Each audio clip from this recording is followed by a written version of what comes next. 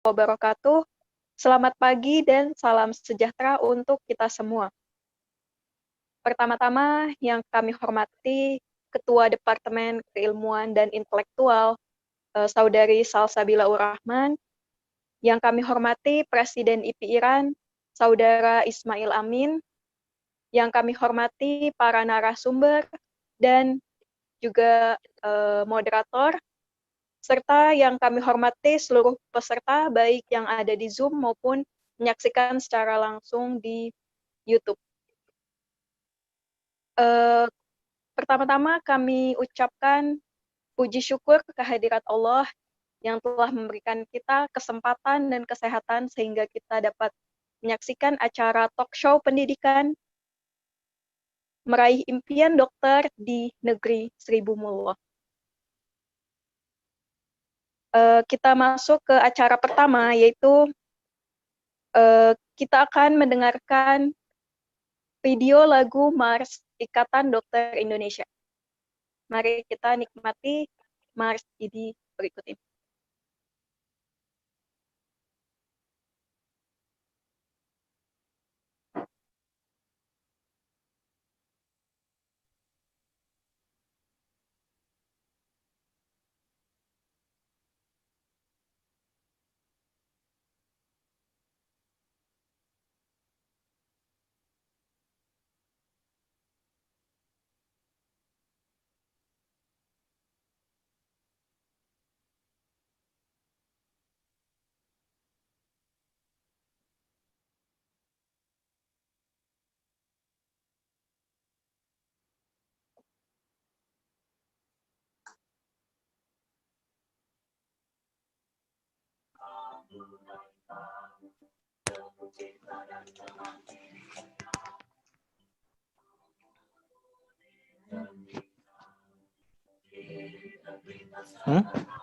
Aduh.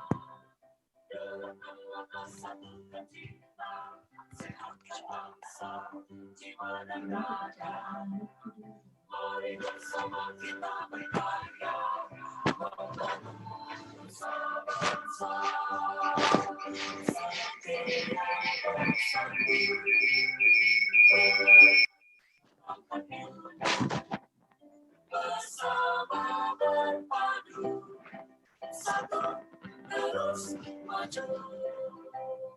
Bersama bersatu, satu ini terus maju.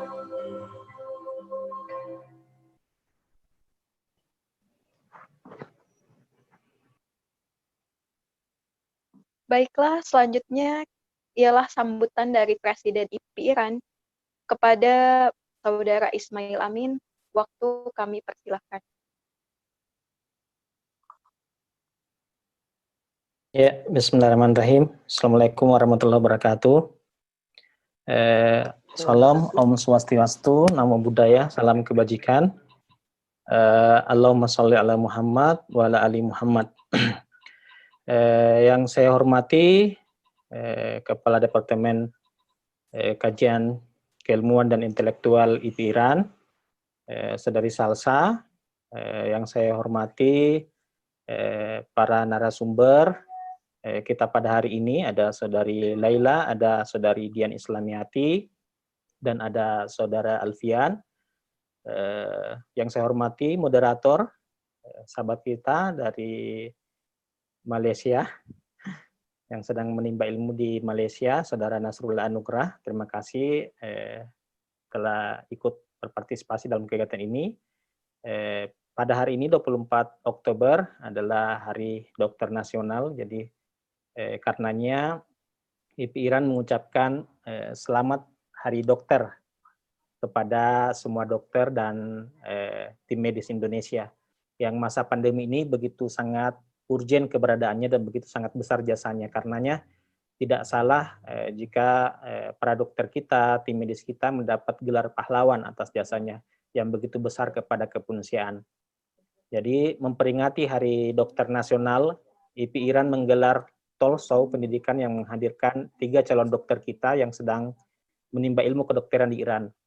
Mereka akan berbagi kisah mengenai pengalaman mereka selama menuntut ilmu di Negeri Seribu Mullah ini. Jadi di sini nanti kita akan mendapatkan informasi-informasi menarik mengenai termasuk pengalaman mereka, bagaimana mereka mulai mendapatkan informasi, mengapa mereka sampai akhirnya memutuskan untuk kuliah kedokteran di Iran, dan seterusnya. Karena ada beberapa hal yang membuat Iran bisa menjadi salah satu alternatif untuk menjadi pilihan melanjutkan studi. Salah satunya adalah Iran memiliki sejarah dan kebudayaan tua di dunia. Jadi Iran dikenal puisinya, sastranya, filsafatnya, teknologinya, dan kebudayaan Iran itu mempengaruhi kebudayaan-kebudayaan lain di Timur Tengah dan Asia Tengah. Jadi sastranya kita kenal ada Rumi, ada Sa'di, ada Ferdowsi, dan lain-lain. Kemudian juga Ibnu Sina kan juga berasal dari Persia yang dikenal sebagai bapak kedokteran. Iran juga dicatat sebagai negara yang berdikari, yang mandiri, karena kebanyakan produk yang digunakan masyarakat adalah produk lokal, dan semangat kemandirian ini perlu kita ikuti. Kemudian teknologi Iran, terutama dalam bidang kedokteran, teknologi kesehatan Iran termasuk maju di kawasan. Begitu juga setelah revolusi Islam di Iran, itu 70% perempuan di Iran mendapatkan tingkat pendidikan yang lebih tinggi. Begitu juga negara-negara ini negara Iran ini telah melahirkan banyak ilmuwan-ilmuwan ternama, mulai dari masa klasik sampai sekarang. Ada Ibnu Sina, ada Al-Khawarizmi, ada Imam Al-Ghazali, dan lain-lain. Dan juga negara Republik Islam Iran ini memiliki tingkat toleransi yang sangat tinggi. Bisa nanti teman-teman menceritakan bagaimana tingkat toleransi di Iran. Begitu juga, dan yang paling penting adalah Iran ini aman bagi pelajar asing. Puluhan ribu pelajar asing di Iran, lebih dari 80 negara, berasal dari lebih dari 80 negara yang tersebar di kota-kota utama Iran. Warga Iran sangat welcome dengan pelajar asing, yang membuat pelajar asing bisa betah di Iran. Saya pribadi sudah lebih 10 tahun berada di Iran. Jadi juga Iran aman bagi kaum perempuan. Nanti narasumber kita ada Mbak Laila, ada Mbak Dilian juga akan menceritakan detail mengenai ini. Mungkin ini saja yang bisa saya sampaikan kepada semua pihak yang turut berpartisipasi, turut bekerja sama, berkolaborasi, menyukseskan kegiatan ini. Kami ucapkan terima kasih, terutama kepada Velari PP Dunia atas kerjasamanya, kepada semua pihak, mulai dari panitia, operator, MC, moderator, dan para narasumber, baik dari IP Iran maupun dari Velari PP Dunia, dan seluruh pihak yang menyaksikan talkshow ini, baik yang di Zoom maupun di YouTube. Terima kasih. Lebih kurangnya mohon dimaafkan. Wabillahi taufik wal hidayah. Wassalamualaikum warahmatullahi wabarakatuh.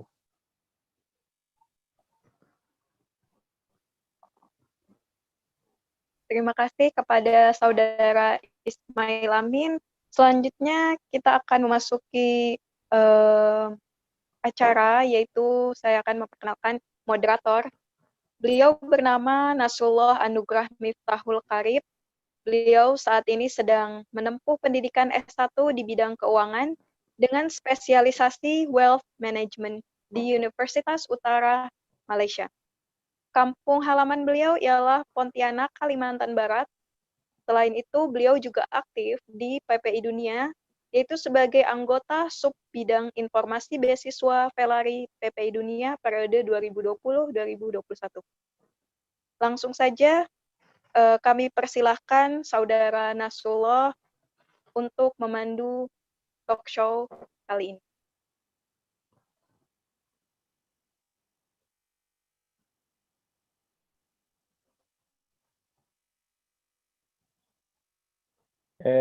Masih di mute, Mas Nasrullah.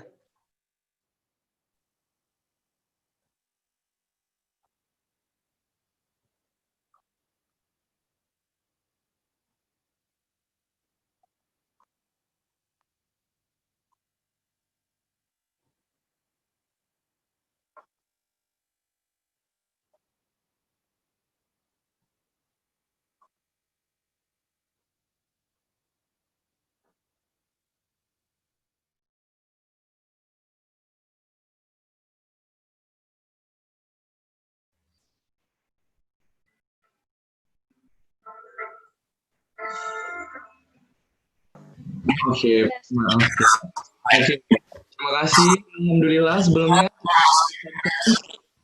terima kasih kepada MC kita, Kak Fatima Mustafawi yang telah memberikan saya kesempatan pada hari ini.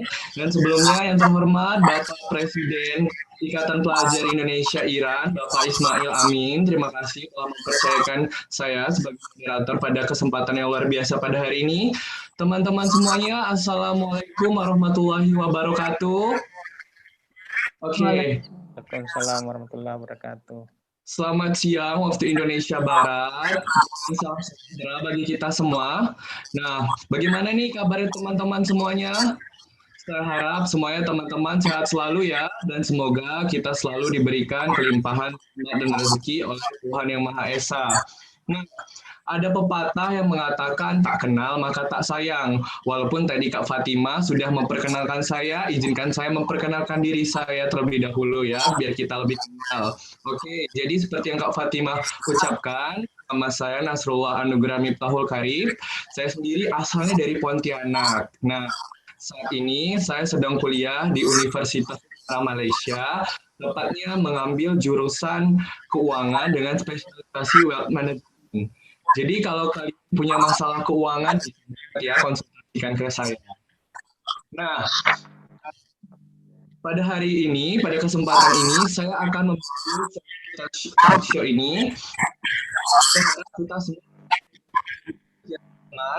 Nah, sebelumnya, semuanya sudah pada siap belum untuk membahas tema yang sangat luar biasa dan sangat menarik sekali pada hari ini, yaitu mengenai meraih impian kedokteran di negeri seribu mullah.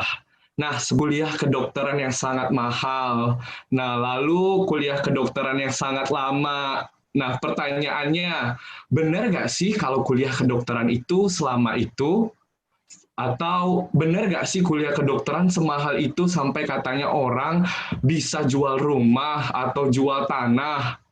Nah, itu semua akan kita jawab pada sesi talk show kita pada hari ini. Akan kita kupas tuntas sampai habis, karena kita sendiri kedatangan dan bersama dengan narasumber yang luar biasa, yang mereka sendiri adalah mahasiswa aktif kedokteran di Iran. Wow, sungguh luar biasa. Boleh beri tepuk tangannya semuanya? Oke, terima kasih ya. Nah, walaupun kita sekarang sedang online, saya harap semuanya pada semangat ya, karena topik yang kita bahas ini akan sangat menarik dan sangat luar biasa. Nah, jadi tadi seperti yang saya sampaikan, kita memiliki 3 narasumber yang sangat luar biasa pada hari ini. Mereka bertiga bukan hanya kuliah kedokteran, tapi mereka kuliah kedokteran gratis di negeri orang. Wow, luar biasa ya. Dan mereka sendiri kuliahnya di Iran, di mana kita tahu bahwasannya Iran dulunya adalah pusat pengetahuan dari dinasti Islam yang memiliki nilai historis yang panjang. Jadi pastinya mereka punya cerita-cerita yang menarik ya. Nah, ayo daripada lama-lama lagi, saya akan memperkenalkan ketiga narasumber kita yang luar biasa pada hari ini. Oke, yang pertama ada Kak Leila Rahma, yaitu mahasiswi kedokteran aktif semester 6 di Tehran University. Boleh say hi, Kak Leila Rahma? Halo, selamat pagi semuanya. Terima kasih Mas Nasrullah. Oke, baik. Itu Kak Leila Rahma ya. Lalu yang kedua, kita punya mahasiswi cantik lainnya, yaitu ada Kak Dian Islami, yang merupakan mahasiswi kedokteran 6 di Shiraz University. Oke, boleh say hi Kak Dian kepada audiens? Selamat pagi semuanya. Oke, terima kasih Kak Dian. Lagi pagi ya sekarang. Oke, baiklah. Dan kita masih punya narasumber kita yang ketiga atau narasumber kita yang paling ganteng, yaitu ada Kak Alvin nih, yang merupakan mahasiswi kedokteran aktif semester 3 di Mashhad University. Boleh Kak Alvin? Ya, teman-teman, selamat pagi, selamat siang waktu Indonesia. Oke, terima kasih Kak Alvin. Nah, teman-teman, untuk penyampaian materi yang pertama akan disampaikan oleh Kak Leila Rahma. Durasi atau pemaparan materi oleh Kak Leila Rahma akan berlangsung kurang lebih selama 20 menit.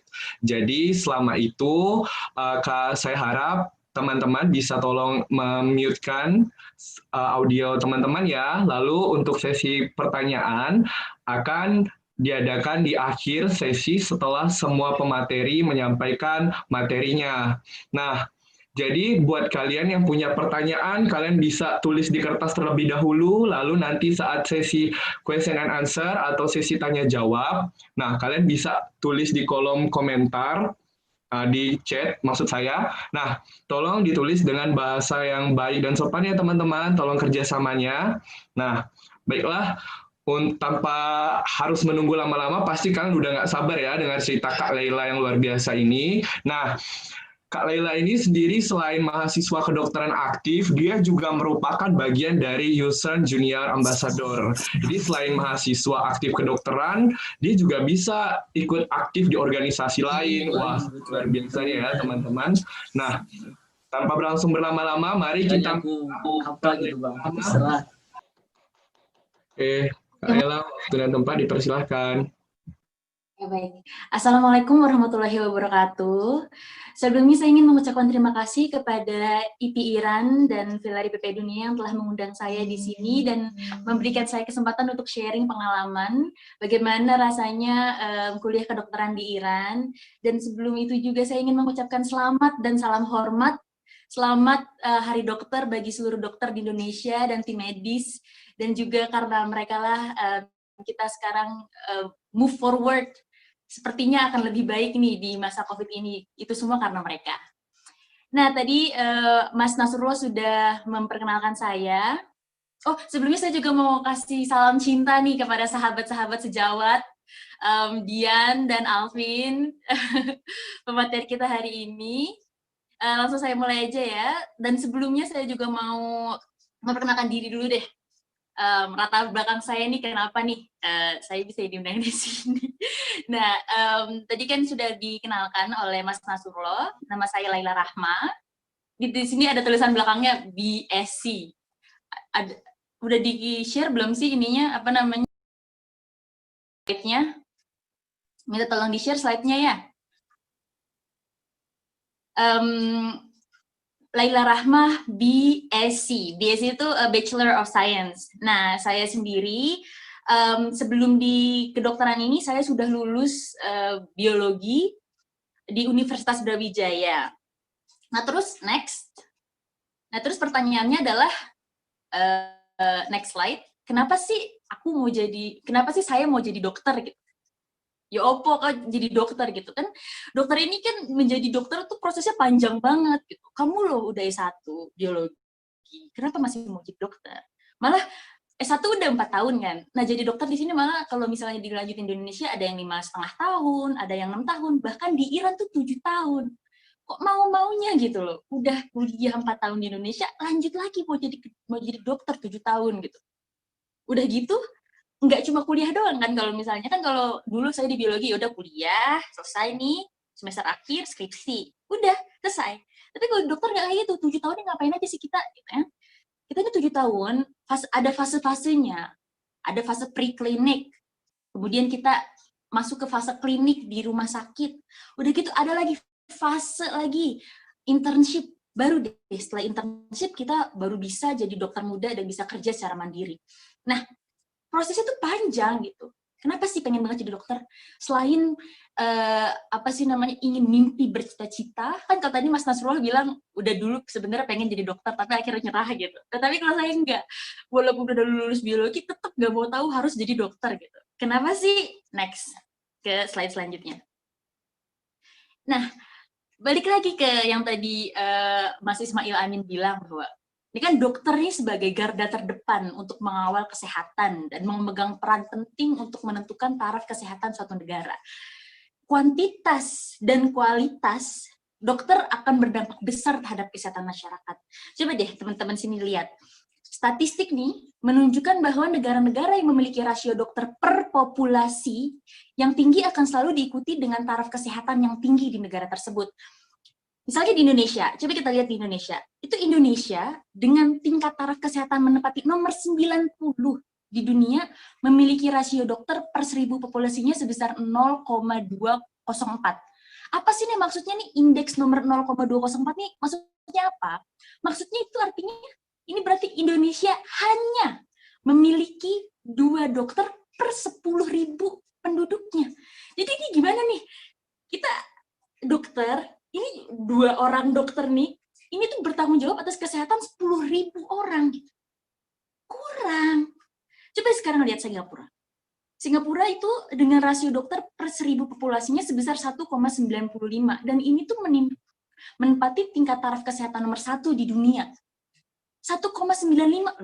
Ini udah paling tinggi dunia, udah paling tinggi. Maksudnya apa? 2 dokter per 1.000 penduduknya. Tadi Indonesia 2 dokter per 10.000 penduduknya.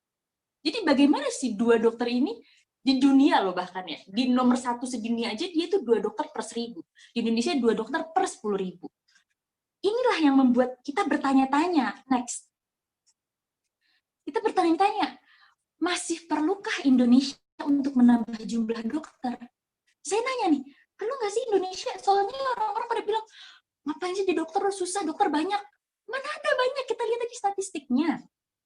Dikit dokter itu, masa iya kita manusia 2 orang bertanggung jawab atas kesehatan ribuan orang? Perlu nih kita nih. Makanya saya bener-bener urgent banget, ayo guys, orang-orang Indonesia yang bercita-cita menjadi dokter. Saya merekomendasikan datanglah ke Iran. Kenapa? Karena gampang banget menjadi dokter di Iran. Maksudnya, masuknya gampang gitu loh. Kalau misalnya di Indonesia tuh, bercucuran darah, keringat, dan air mata itu, Hatta sudah berdarah-darah, Hatta sudah berkeringat, dan berair mata, masuk nggak? Nggak. Ribet makanya. Tapi orang-orang luar biasa lah yang bisa keterima di Indonesia gitu kan. Tapi untuk menambah jumlah dokter, kita tuh masih punya alternatif lain. Kita bisa keluar negeri yang lebih gampang masuknya. Maka dari itu nih saya mau membandingkan bagaimana sih cara masuk di Indonesia itu gimana, kemudian kualitasnya seperti apa, dan di Iran itu seperti apa, dan kualitasnya seperti apa. Lanjut ke next selanjutnya. Nah, saya nih ingin membandingkannya itu secara objektif. Kita bandingkannya secara objektif ya. Jadi biar apple to apple lah. Kita apple to apple-nya itu dari mana? Dari top 1 per negara. Jadi saya ingin membandingkan top 1 negara top 1 universitas dengan pendidikan kedokteran terbagus di Indonesia dan top 1 terbagus di Iran. Objektif ya. Top 1 di Indonesia apa? Universitas Indonesia. Nah, lihat di pojok sebelah kanan, saya ngambil di data Webometrics untuk Life Science and Medicine. Universitas Indonesia memperingkati peringkat 451 sampai 500-an. Untuk world rank universitasnya sendiri, yaitu 693. Tapi ketika kita ingin masuk UI, tes masuknya sulit. Ini bukan hoax ya. Saya sudah pernah mencoba itu sebelumnya. Sebelum masuk biologi, semua jalur yang mau menuju kedokteran, saya udah coba semua. Tes masuknya sulit, penuh keringat, darah, dan air mata. Kemudian, biaya operasionalnya itu untuk yang reguler ya. Ini saya ngambil dari webnya UI untuk pengantar pendaftaran biaya pendidikan tahun 2020-2021. Biayanya itu bisa 0 sampai 20 juta. Ini pakai lah ya. Nah, kemudian ini untuk reguler. Nah, ini untuk kelas internasional nih, KKI, kelas internasional itu 47 juta per semester. Per semester, ini digaris bawahi dulu, per semester. Nah, kita mau bandingkan. Udah kayak gitu, ini jalur reguler ya, maksudnya SBMPTN atau SBMPTN atau SNPTN, masuknya biaya segini. Tapi gimana kalau misalnya mandiri? Ini UI loh. Kalau kita masuk mandiri, mungkin ada biaya-biaya tambahan. Apalagi ini UI, kemudian kalau swasta kayak gimana? Susah masuk di Indonesia itu. Mahal. Maka dari itu saya, karena susah, mahal, dan gagal terus, udah di biologi juga udah lulus, makanya kita gimana caranya mau jadi dokter, nambahin kuantitas dokter di Indonesia, tanpa menurunkan kualitas, dengan memilih alternatif lain itu gimana. Makanya secara objektif kita bandingkan dengan Iran. Next. Nah, Iran ini top 1 kan di top 1 kedokteran di Iran. Nah, balik lagi tadi nih, apple to apple nih, life science and medicine-nya di Iran 400 sampai 450. Tadi di UI 450 sampai 500. Berarti secara life science and medicine, Tehran University of Medical Science di mata dunia lebih baik daripada UI. Entah dari segi apanya, tapi life science and di bidang life science and medicine. Kemudian untuk world rank, tadi UI itu 693 world ranknya. Sekarang kalau Tehran University, world ranknya 539, lagi lebih tinggi dari UI. Kemudian biaya kuliahnya ini 7.000 USD per tahun. Hitungannya 100 jutaan lah per tahun. Kemudian asrama dan asuransi dan lunch dan lain-lain itu 5.600 USD per tahun. Aduh gila, mahal banget. Mahal. Tapi lagi dibandingkan kalau misalnya di UI, itu kan dia per semester kan. Kalau ini kita ngomongnya per tahun ya. Tapi ya saya kalau misalnya dibilang dari keluarga yang ini enggak. Kalau diceritain latar belakang keluarga, ekonomi dari se-nol-nolnya itu udah pernah ngerasain. Nah, tapi harus selalu terus berjuang ini. Ini gimana nih caranya ini? Biaya yang sebesar itu tuh kita minimalisir. Gimana sih? Tadi kan kalau misalnya Mas Nasrul bilang kita semua nih beasiswanya gratis ya. Mau saya ralat sedikit, kita nggak gratis di sini. Kita ada di sini tuh beasiswanya tuh persenan ya. Kalau saya waktu semester pertama tuh, tahun pertama, jadi per tahun itu kita upgrade terus. Per tahun upgrade, misalnya tahun pertama saya dapat 50%. Tahun kedua saya dapat 75%. Nah pertanyaannya adalah, gimana caranya ini dari 50 ditambahin ke 75? Cara untuk mendapatkan kenaikannya itu adalah dengan kerja keras. Udah itu aja. Kalau misalnya mau nanya gimana caranya, nanti kita DM-DM aja boleh. Nah, biaya kuliah ini untuk tahun ini ya. Tahun ini saya biaya kuliahnya 75%. Jadi di sini tuh ada dua macam, ada beasiswa biaya kuliah dan beasiswa asrama kalau di TUMS. Nah, untuk beasiswa biaya kuliah saya dapat 75%, sehingga untuk biaya kuliah saya bayar 1.750 USD dari 7.000. Untuk asrama dan yang lain-lainnya, dari yang 5.600 saya dapat beasiswa 100%. Jadi saya nggak bayar asrama, lunch, dan lain-lain, nggak bayar. Nah, jadi 1.750 US itu berapa gitu? Untuk pada saat ini, dolar 14.714, berarti total per tahun ya, ini per tahun, 25.749.500, ini per tahun. Tadi UI 20 juta untuk berapa? Untuk per semester. Kalau ini untuk per tahun. Jadi kalau misalnya kita hitung itu, ya murahan di Iran gitu. Mau gimana juga tetap murahan di Iran gitu. Kualitasnya lebih bagus di Iran. Balik lagi, kita ingin meningkatkan kuantitas dokter di Indonesia tanpa menurunkan kualitasnya. Next. Nih, ini kesimpulannya. Biaya kuliah, next ya. Biaya kuliah dan lain-lain totalnya itu, tadi kan 7.000 ditambah 5.600 kan, totalnya itu 12.600 USD atau sama dengan 185 juta. Jadi tadi Mas Nasrul nanya apakah benar nih bisa ada orang yang jual rumah, apa segala macam, mungkin ada yang jual ginjal juga. Gak ngerti lah, pokoknya ini benar-benar pekerjaan mulia kan, jadi mungkin orang-orang memang pantas untuk, maksudnya merasa ini worth to spend gitu loh, 175 juta.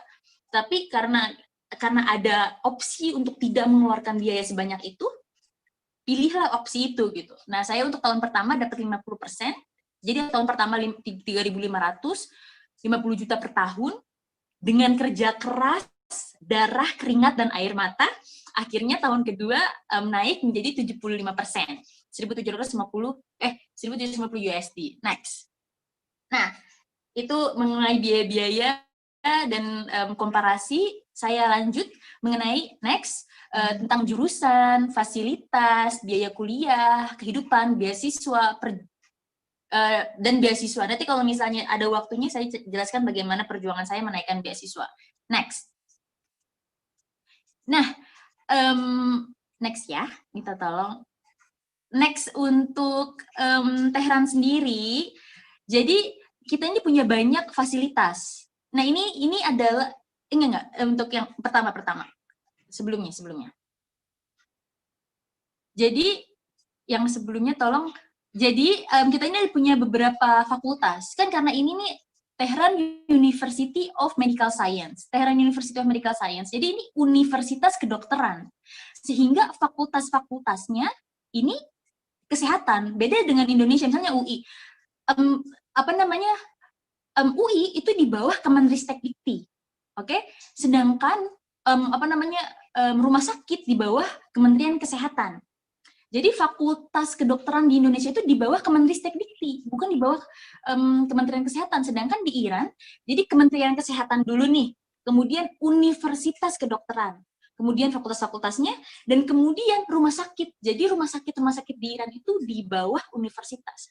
Jadi setiap universitas yang ada di Iran itu memiliki rumah sakitnya sendiri-sendiri. Jadi kalau misalnya kita mau internship, kita mau fellowship, kita mau residensi, semuanya kita nggak usah bingung-bingung, aduh aku mau di mana nih rumah sakitnya, karena masing-masing punya ini sendiri. Nah ini adalah fakultas-fakultas yang ada di Iran, dan untuk kedokteran sendiri kita ada di Faculty of Medicine, dan masing-masing fakultas ini dia punya penjurusan yang sangat-sangat spesifik kalau di TUMS ini. Next. Untuk selanjutnya saya akan menjelaskan mengenai international student di TUMS.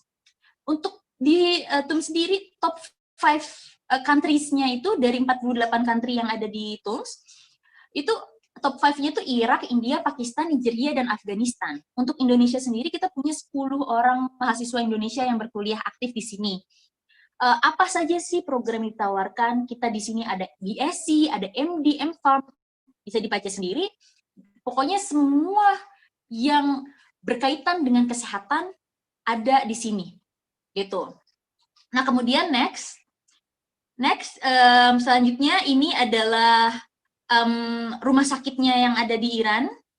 Untuk rumah sakitnya TUMS ini general rumah sakitnya, kemudian ada rumah sakit kesehatan, next rumah sakit spesialis, kemudian rumah sakit spesialisnya, kemudian di sini ada research centernya, jadi sangat lengkap karena ini kan nomor 1 di Iran ya, jadi sangat lengkap research centernya. Ada scientific pivotnya. Nah, lanjut terus sampai ke slide nomor 18. Next.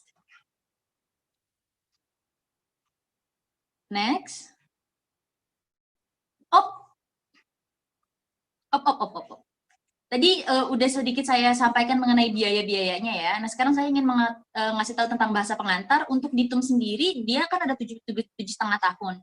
Jadi 2,5 tahunnya itu kita basic science, preklinik, kuliahnya dengan bahasa Inggris. Kemudian kita harus bersamaan dengan itu kita les bahasa juga.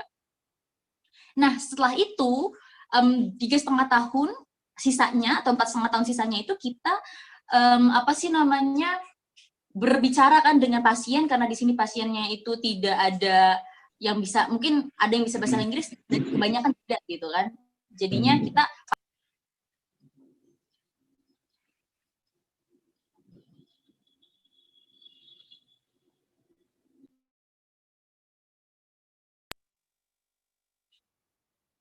udah selesai waktu saya ya? Belum, masih tersisa 3 menit lagi, Kak Lela. Oh iya, untuk jadinya untuk sisanya 4,5 tahun, kita pakai bahasa Iran. Jadi selama 2,5 tahun kita belajar bahasa Inggris dan les, kemudian sisanya kita pakai bahasa Persia. Next, keunggulannya sangat bersih, mayoritas masyarakatnya Muslim, hampir semua makanannya halal. Pokoknya normatif lah, sama aja kayak yang di Timur Tengah gitu. Nah, tapi kelemahannya nih, kelemahannya di sini tuh dolar sangat fluktuatif, sehingga produk import itu bisa sangat mahal banget dan dikelilingi oleh daerah konflik juga kan, jadinya kita rada deg-deg lah di sini lah. Next, nah ini untuk beasiswa nih. Nah, untuk beasiswa kita punya tipe C, B, dan A. Nah, untuk tipe C ini tadi untuk yang lunch, itu tipe C. Untuk yang B itu untuk biaya kuliah. Jadi saya punya beasiswa tipe C dan tipe B. Dan untuk tipe A itu untuk postdoctorate aja. Nah, beasiswanya itu gimana? Jadi kalau misalnya kita tuh dapat beasiswa hanya untuk tahun pertama. Kenapa? Karena untuk tahun selanjutnya itu bergantung dengan performa akademik kita sekarang. Jadi kalau misalnya IPK kita sekarang itu lebih dari 3,75, itu beasiswa kita naik nih untuk selanjutnya.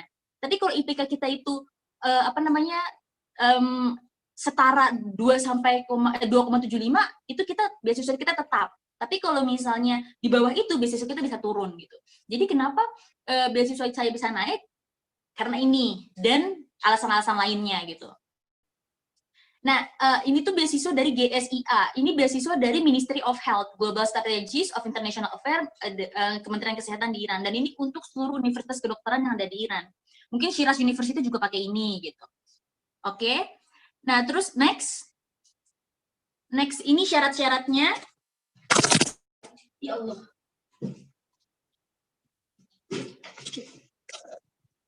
Nah, ini syarat-syaratnya. Untuk syarat-syaratnya bedanya adalah TOEFL IBT.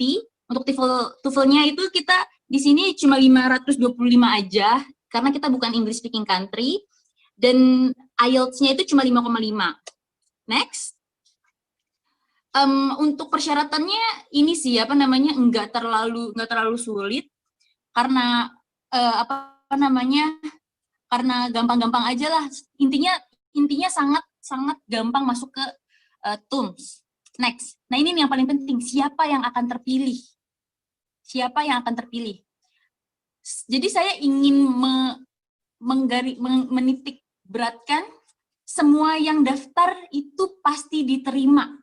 Semua yang daftar pasti diterima. Next ke slide selanjutnya. Semua yang daftar pasti diterima.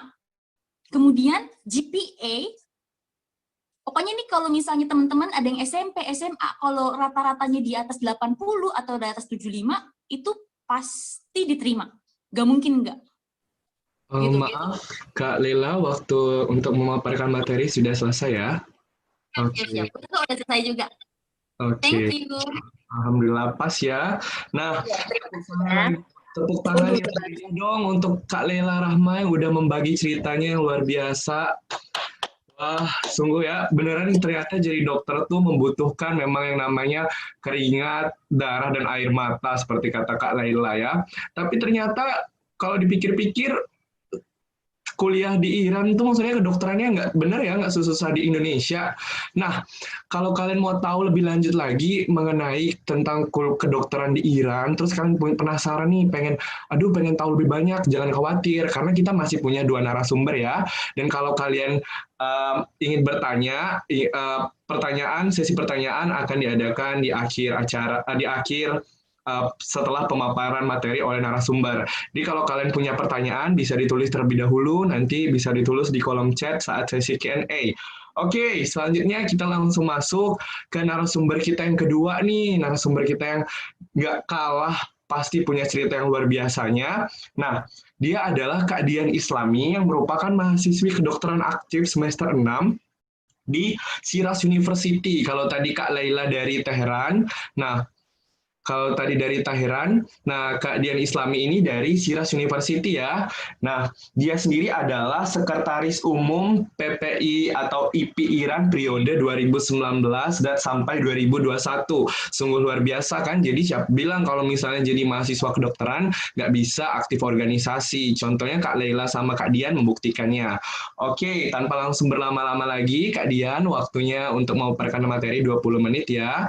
Oke, terima kasih Kak Dian, dipersilakan untuk memaparkan materi.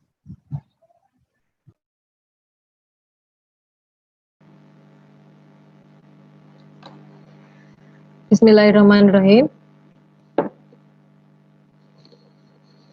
Dengeran ya? Bismillahirrahmanirrahim. Assalamualaikum warahmatullahi wabarakatuh. Alhamdulillahirabbil alamin. Assalatu wassalamu ala asrofil anbiya'i wal mursalin wa ala alihi wa sahbihi ajmain, amma ba'du. Pertama-tama saya ingin mengucapkan terima kasih yang tidak terhingga kepada Rahbar Ayatullah Imamullah Ali Khamenei. Atas kebijakan beliau saya bisa berkuliah di sini melalui jalur beasiswa.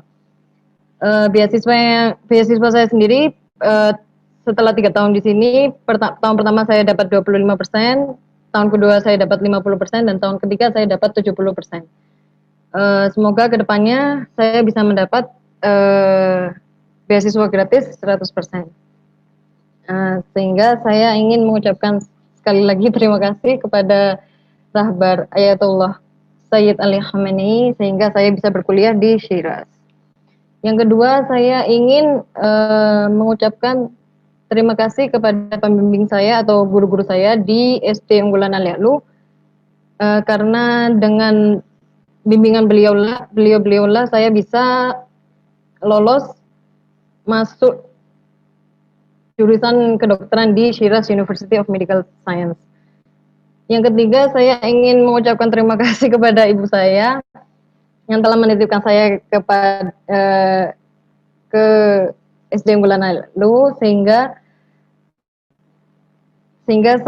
saya dan adik saya dibiayai, karena latar belakang saya yang ayah saya yang sudah meninggal dan ibu saya yang sekarang bekerja di Sulawesi Tengah. Ya, kemudian saya ingin berterima kasih kepada teman-teman IPI IRAN yang telah mengundang saya menjadi narasumber dalam acara talk show hari ini. Slide-nya bisa di-share?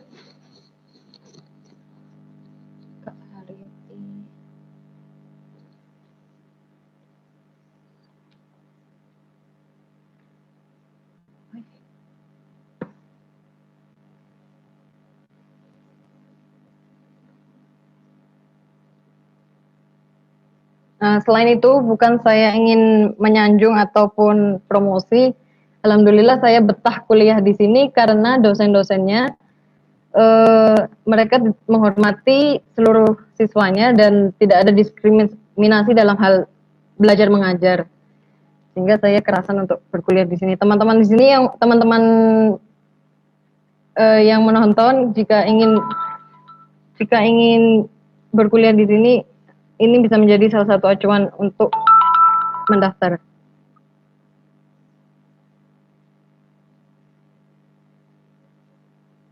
Mohon maaf, slide-nya.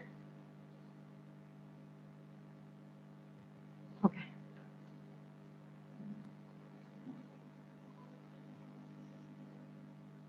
Ya, saya akan memperkenalkan sekali lagi.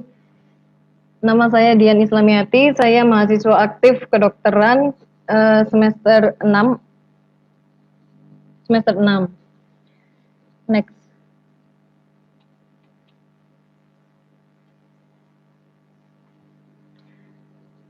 Di sini saya akan menjelaskan sedikit sejarah didirikannya Shiraz University of Medical Science. Jadi universitas ini didirikan pada tahun 1946, sudah berdiri sejak 74 tahun. 74 tahun. Sehingga SUMS ini merupakan salah satu universitas kedokteran tertua di Iran. Pada awalnya, seperti yang diceritakan oleh pembicara dari Tehran, pada awalnya SUMS ini berada di bawah naungan Shiraz University. Jadi digabung antara Fakultas Kedokteran dan Fakultas Non-Kedokteran itu di bawah satu naungan Shiraz University. Kemudian pada tahun 1986 diambil alih oleh Menteri Kesehatan karena ingin memajukan sistem kesehatan di Iran, sehingga semua Fakultas Kedokteran langsung dibawahi oleh Menteri Kesehatan. Sekarang SUMS sendiri berdiri sendiri, tidak di bawah naungan oleh Shiraz University seperti sebelumnya. SUMS ini membawahi 17 fakultas seperti Fakultas Keperawatan, Fakultas Farmasi, Fakultas Kebidanan juga. Selain itu ada mereka punya 63 public center, research center, pusat penelitian. Selain itu ada juga mereka membawahi 41 rumah sakit umum, yang 14 diantaranya adalah rumah sakit pendidikan. Next.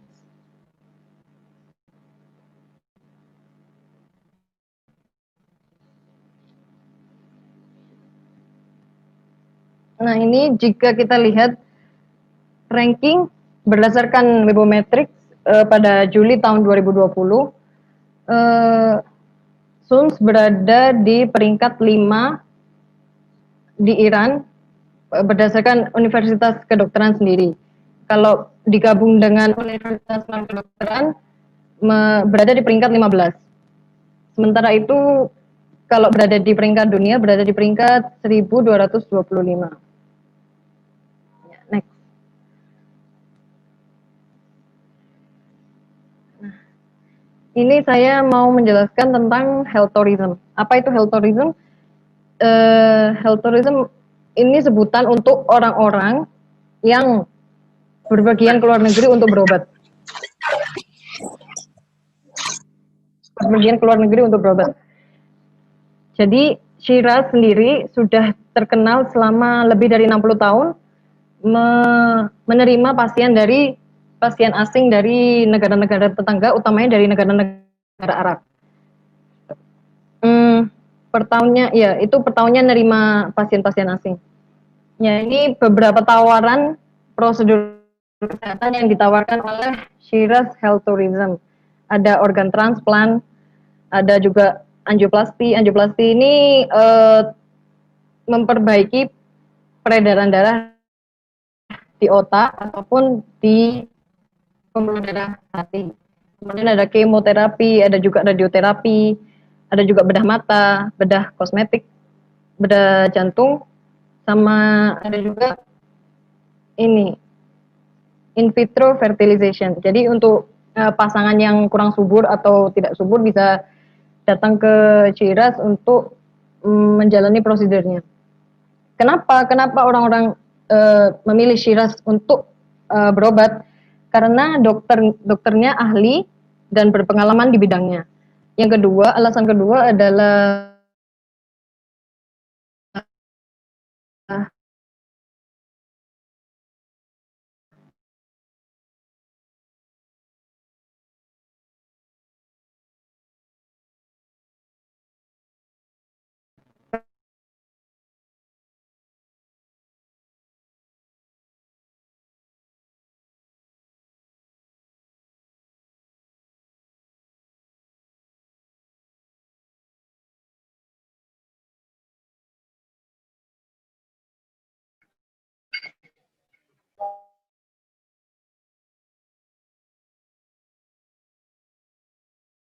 karena selain itu harga next.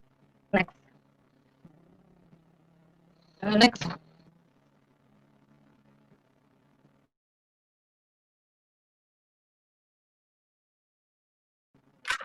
Next kan.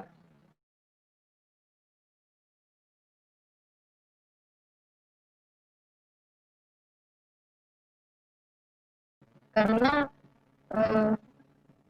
pelayanan kesehatan dengan itu berkualitas tinggi.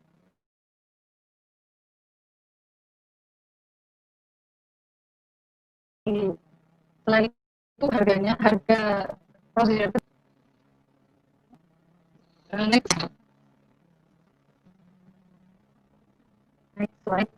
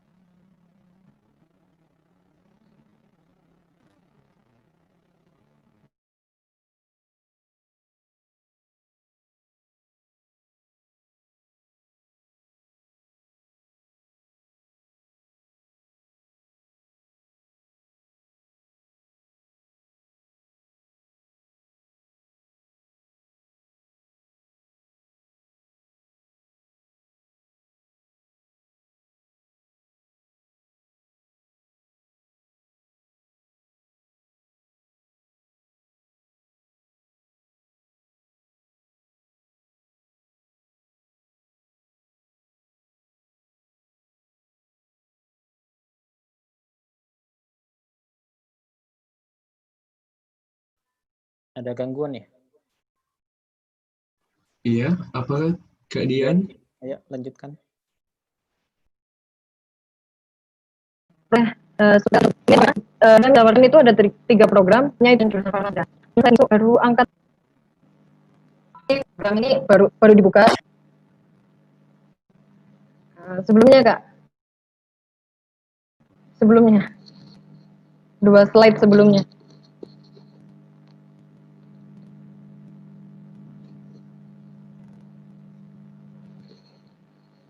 Yang fase perkuliahan, Kak.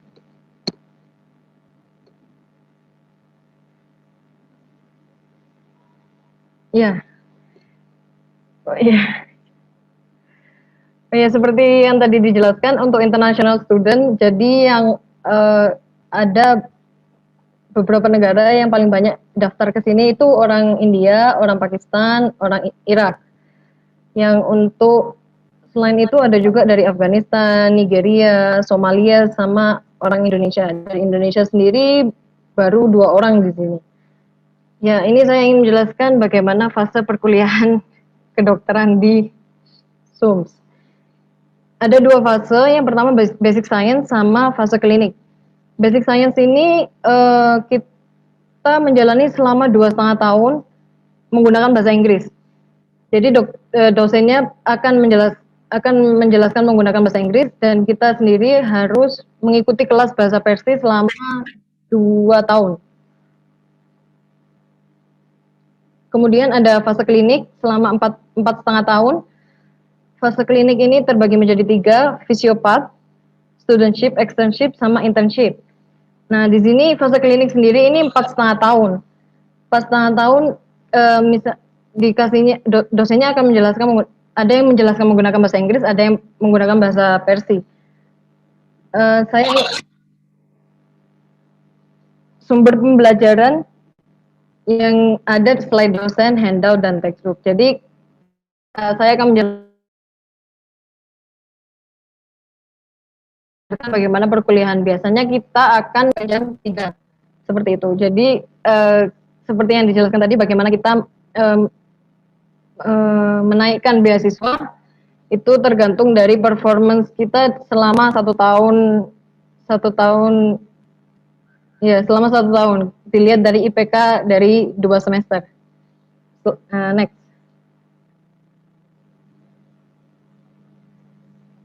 Nah, di sini saya ingin menjelaskan berapa biaya yang harus dikeluarkan untuk berkuliah di Shiraz University. Jadi ini registrasinya $50. Ini terus ada penjemputan di airport itu $10. Yang registrasi sama penjemputan ini cuma sekali aja di awal. Kemudian ada kelas bahasa Persi 1.700 sama kelas bahasa Inggris 2.200. Kemudian akomodasi ini kayak dorm, terus makan dan lain-lain, harganya $3.500 per tahun. Maaf untuk Kak Dian, saya potong. Saya ingin memberitahu waktu penyampaian materi sisa 5 menit. Iya, siap. Ya, kemudian yang untuk fees-nya kita harus bayar 7.500. Nah, tapi SUM sendiri menawarkan 2 tipe B sama tipe C.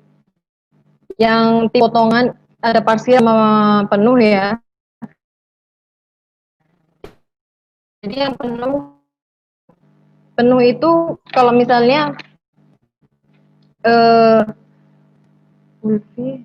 kalau penuh itu yang fees-nya 100% dan kalau parsial akomodasi setengah ada potongan, tapi fee-nya juga fee-nya dapat diskon. Kalau tipe B seperti yang saya dapat, berarti ini yang dan lain-lain ini saya dapat 100%, nggak bayar sama sekali. Jadi saya tinggal bayar dapat potongan di fee-nya. 7.500 ini saya bisa dapat potongan di sini. Next.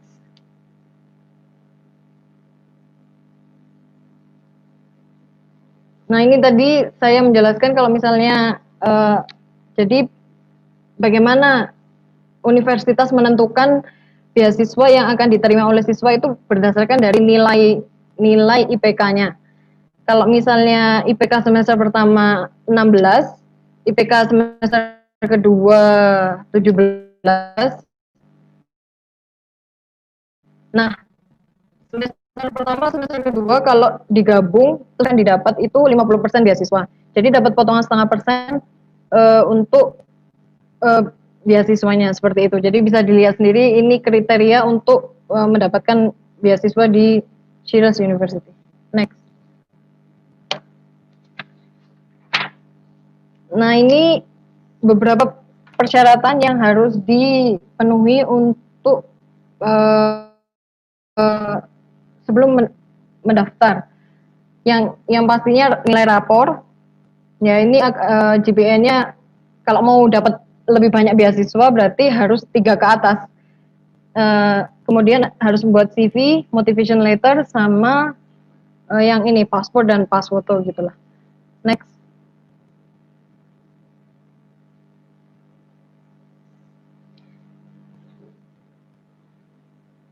Saya ingin menjelaskan yang fasilitas itu ada, kita dapat persiswa dapat internet 10 giga per bulan. Selain itu kita dapat kartu mahasiswa di mana ini bisa digunakan untuk ke tempat olahraga, gym, atau ini ya kolam renang. Terus selain itu bisa juga digunakan untuk ke tempat-tempat wisata, kayak misalnya ini kemarin ke Persepolis ataupun ke Nasir al-Mulk juga. Jadi karena saya mahasiswa Iran, jadi tunjukkan aja kartu pelajar, nanti kalian akan dapat potongan. Jadi nggak akan sama dengan harga turis. Next.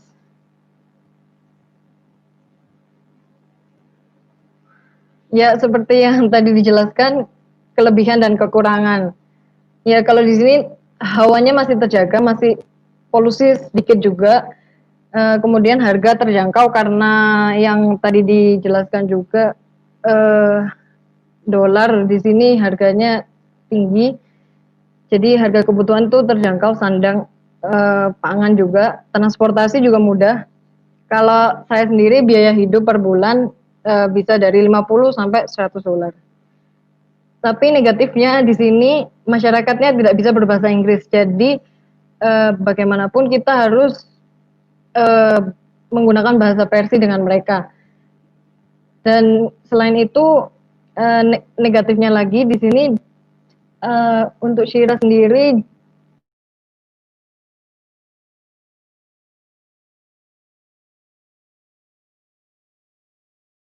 jam lambat. Kan di Indonesia jam 7, kalau di Shiraz jam 10, jam 9, jam 10.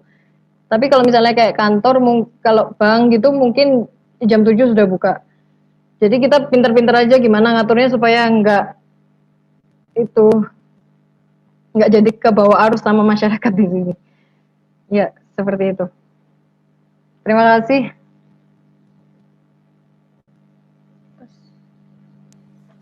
Baik, karena tadi Kak Dian ada mengalami sedikit gangguan, misalnya masih ada yang ingin dibicarakan, mungkin boleh dilanjutkan lagi.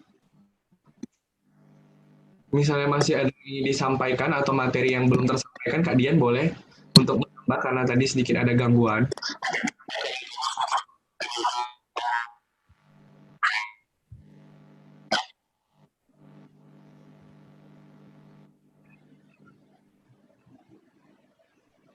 Halo, tes. Kak Dian? Dian mungkin boleh kalau misalnya ada materi yang masih disampaikan. Iya. Ada tambahan waktu. Masih ada ya? Tadi, yang gimana fase kuliah gitu ya. Jadi kan tadi ada basic science sama fase klinik. Yang basic science sendiri kita passing grade-nya itu 10 per mata kuliah. Tapi IPK akhir kita harus dapat 12. Jadi kalau misalnya kita nggak lulus, ada ujian yang nggak lulus atau di bawah 10, berarti kita bisa tetap lanjut ke semester selanjutnya, tapi nanti bebannya lebih berat dibandingkan dengan teman-teman kita yang lulus dengan nilai bagus. Misalnya nih, kita matkulnya ada 10 matkul yang untuk semester 2. Nah, ada satu teman saya misalnya dia nggak lulus 2 mata kuliah, nilainya di bawah 10. Berarti ketika semester 2 nanti mereka harus mengikuti mata kuliah yang ada di sesama angkatannya itu, misalnya 10 matkul itu ditambah sama beban yang semester kemarin. Jadi kalau saran saya sih sebenarnya gimana harus selalu lulus ujian, harus dapat nilai bagus. Karena kedokteran sendiri per semester itu bebannya dari beban berat semakin berat seperti itu. Kemudian apa lagi?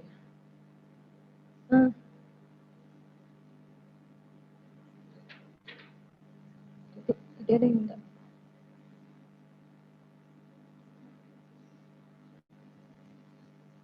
Lima menit ya? Nah, oke, bagaimana Kak Dian? Sudah. Oke, baik. Sebelumnya terima kasih banyak ya Kak Dian. Kalau tadi kita mendengar cerita Kak Lila mengenai betapa luar biasanya Tehran University yang merupakan kedokteran nomor 1 ya di Iran. Nah, sekarang kita dengar nih cerita tentang kedokteran yang salah satu kedokteran tertua di Iran, yaitu Shiraz University dari perspektif Kak Dian Islami. Buat kalian, sekali lagi yang memiliki pertanyaan, boleh ditanyakan, kalian tulis dulu, nanti lalu setelah semua pemateri menyampaikan materi, kalian boleh menanyakan di kolom komentar, lalu dengan menyertakan nama dan asal ya, jadi biar lebih gampang dibacanya nanti. Oke, jadi tadi kita udah dengar nih perspektif dari Kak Dian dan Kak Leila, yang dimana Kak Leila sendiri dari Tehran, Kak Dian dari Shiraz. Sekarang kita masih punya satu narasumber yang luar biasa lagi loh. Nah, kalau tadi kita mendengar cerita mahasiswa semester akhir, nah kita sekarang dengan cerita mahasiswa semester awal nih, semester 3 yang masih dibilang tuh kayak masih masa-masa penyesuaian. Oke, kita sekarang akan memanggil Kak Alvin untuk memaparkan materinya. Waktu yang diberikan sama, yaitu 20 menit ya. Nah, Kak Alvin ini sendiri, teman-teman, adalah bagian dari kajian keilmuan dan intelektual PPI atau IP Iran periode 2019 dan 2021. Jadi maupun Kak Laila, Kak Dian, dan Kak Alvin ini menunjukkan bahwasannya anak kedokteran itu juga bisa berorganisasi dan aktif. Jadi teman-teman jangan mau kalah. Oke, teman-teman sudah siap belum untuk mendengarkan cerita Kak Alvin ini? Oke? Oke, tanpa langsung berlama-lama, ayo kita persilakan Alvin untuk memaparkan materinya. Dan sekali lagi saya minta untuk di-unmute ya, soalnya teman-teman. Terima kasih. Assalamualaikum warahmatullahi wabarakatuh. Terus saya masukkan ya? Masuk. Ya. Nah, terima kasih buat ke moderator Kak Nasrullah, dan makasih juga buat tadi pemateri pertama dan kedua itu materi bagus banget. Nah, saya itu kan dari Masyad University ini cuma mau nambahin sedikit lah. Kalau yang di Masyad tuh kayak gimana, terus kehidupan Masyad gimana, terus perbedaan-perbedaannya apa sih yang ada di Masyad tuh.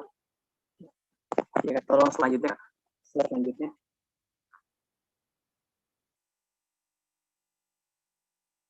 Ya, selanjutnya Kak. Nah,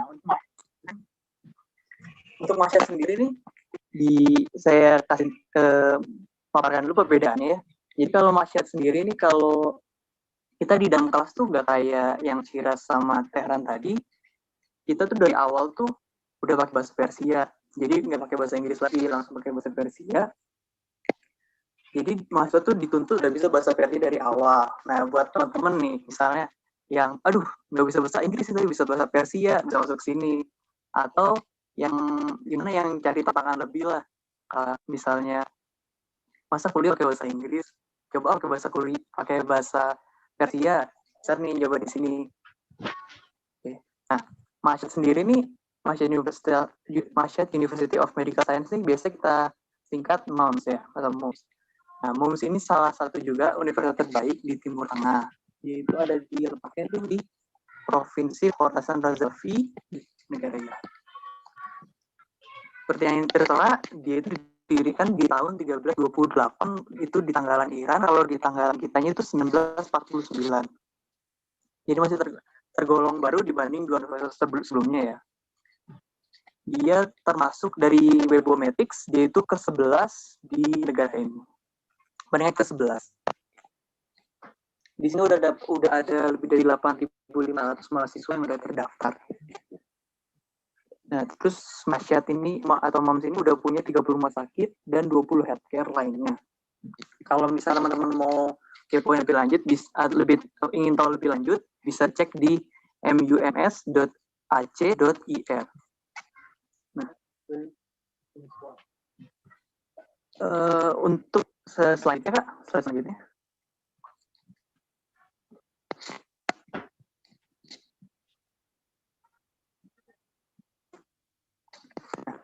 Masyad di MAMS sendiri ini ada 7 bagian yang ditawarin.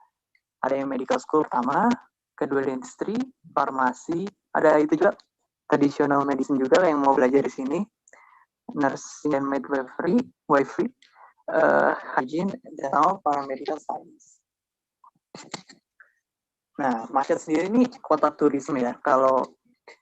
Tapi walaupun udah kota turisme, tapi harga-harga itu terjangkau buat mahasiswa juga.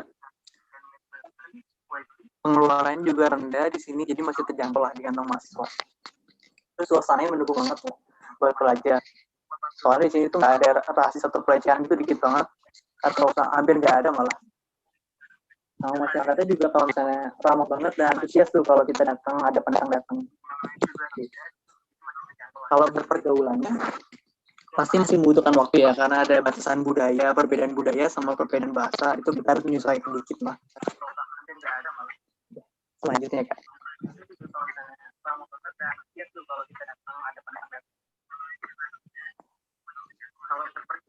Nah, ini buat jalur pendaftaran di Masyad University of Medical Science. Kalau di Masyad sendiri, kita harus datang langsung di Jalan Danesco, Provinsi Khorasan Razavi.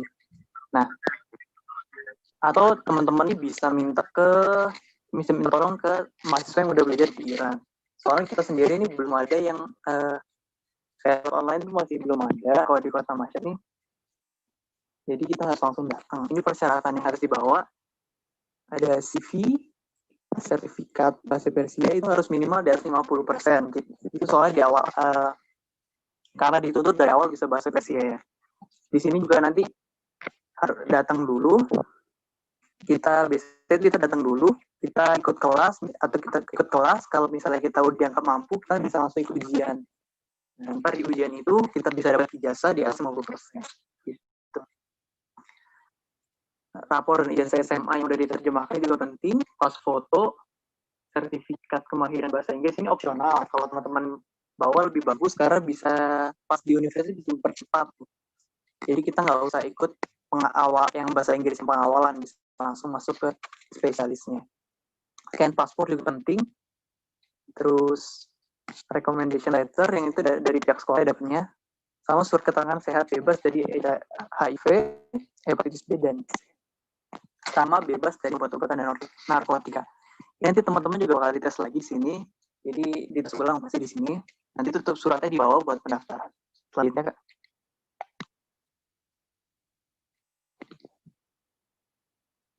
Ini biaya perkuliahannya ya. Ini ada Bachelor of Science sama durasinya sama itu fee-nya per tahunnya. Bachelor of Science, Doctor of Medicine, Doctor of Dentistry, Doctor of Pharmacy, Master of Science, Doctor of Philosophy dan selanjutnya. Ini bisa dilihat sendiri di slide ini. Oke, selanjutnya Kak.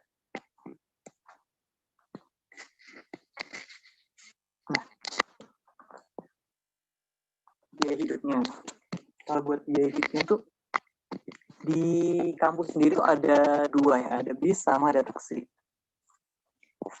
Nah, kalau bis itu dari depan asrama bisa nganter sampai universitas. Kalau kita udah punya kelas rumah sakit sampai rumah sakit juga. Jadi kita nggak perlu beli mobil atau apa gitu. Jadi pakai bis aja cukup. Atau kayak ini kan kita itu mulai di jam 7 pagi sampai jam 6 malam.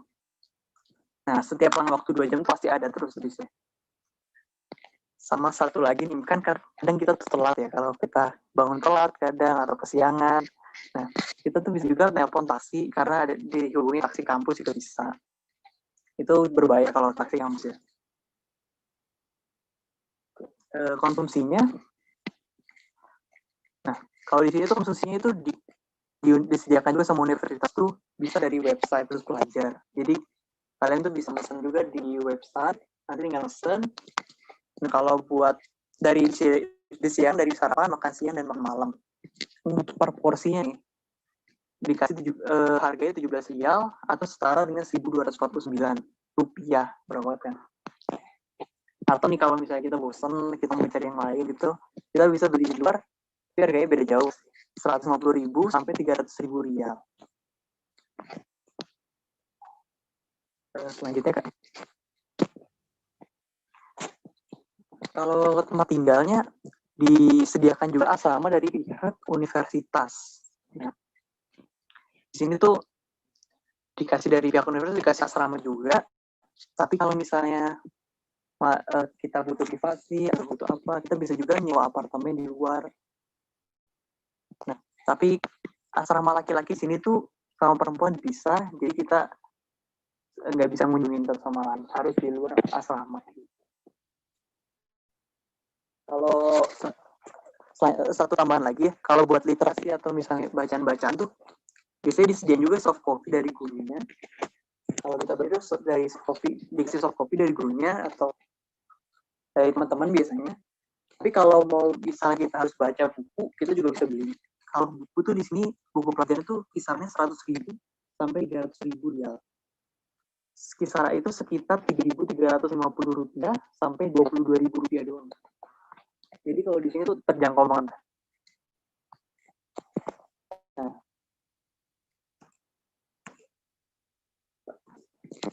Oke, selanjutnya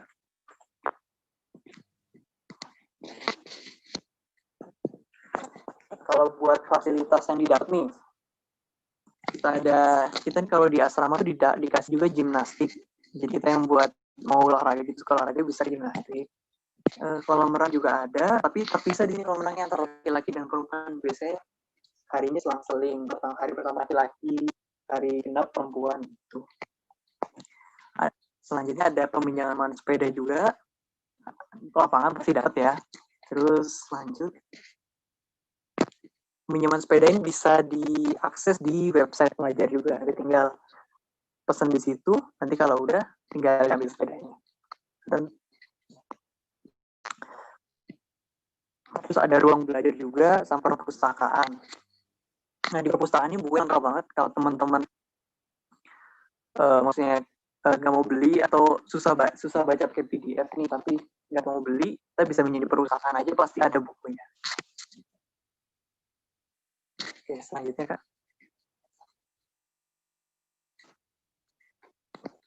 Nah, ini buat kelemahan kuliah di Malaysia ya. Kelemahannya sama tadi kayak yang dua sebelumnya. Masyarakat pasti tidak bisa berbahasa Inggris di sini, jadi kita perlu pakai bahasa Persia. Bentar ya.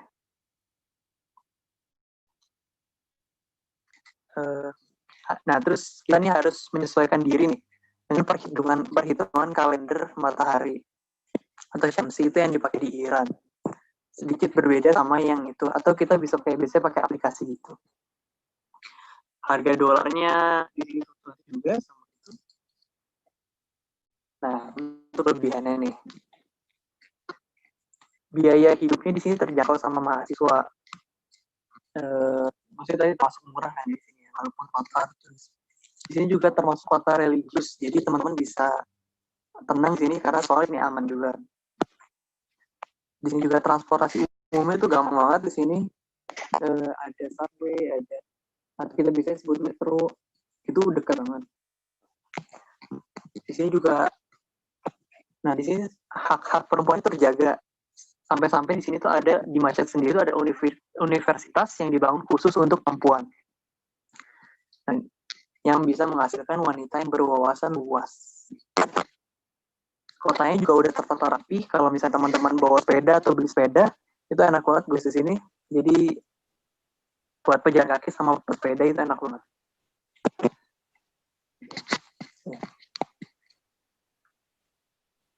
Iya Mas Syahrul, sudah sama?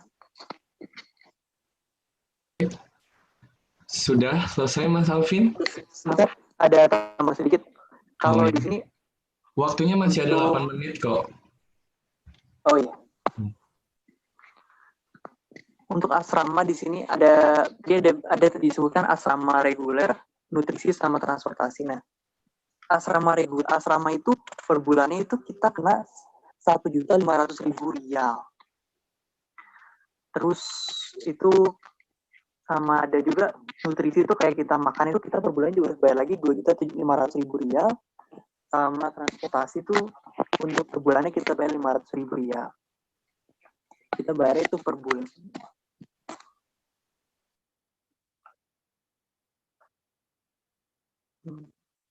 Ya mas, sudah cukup mas.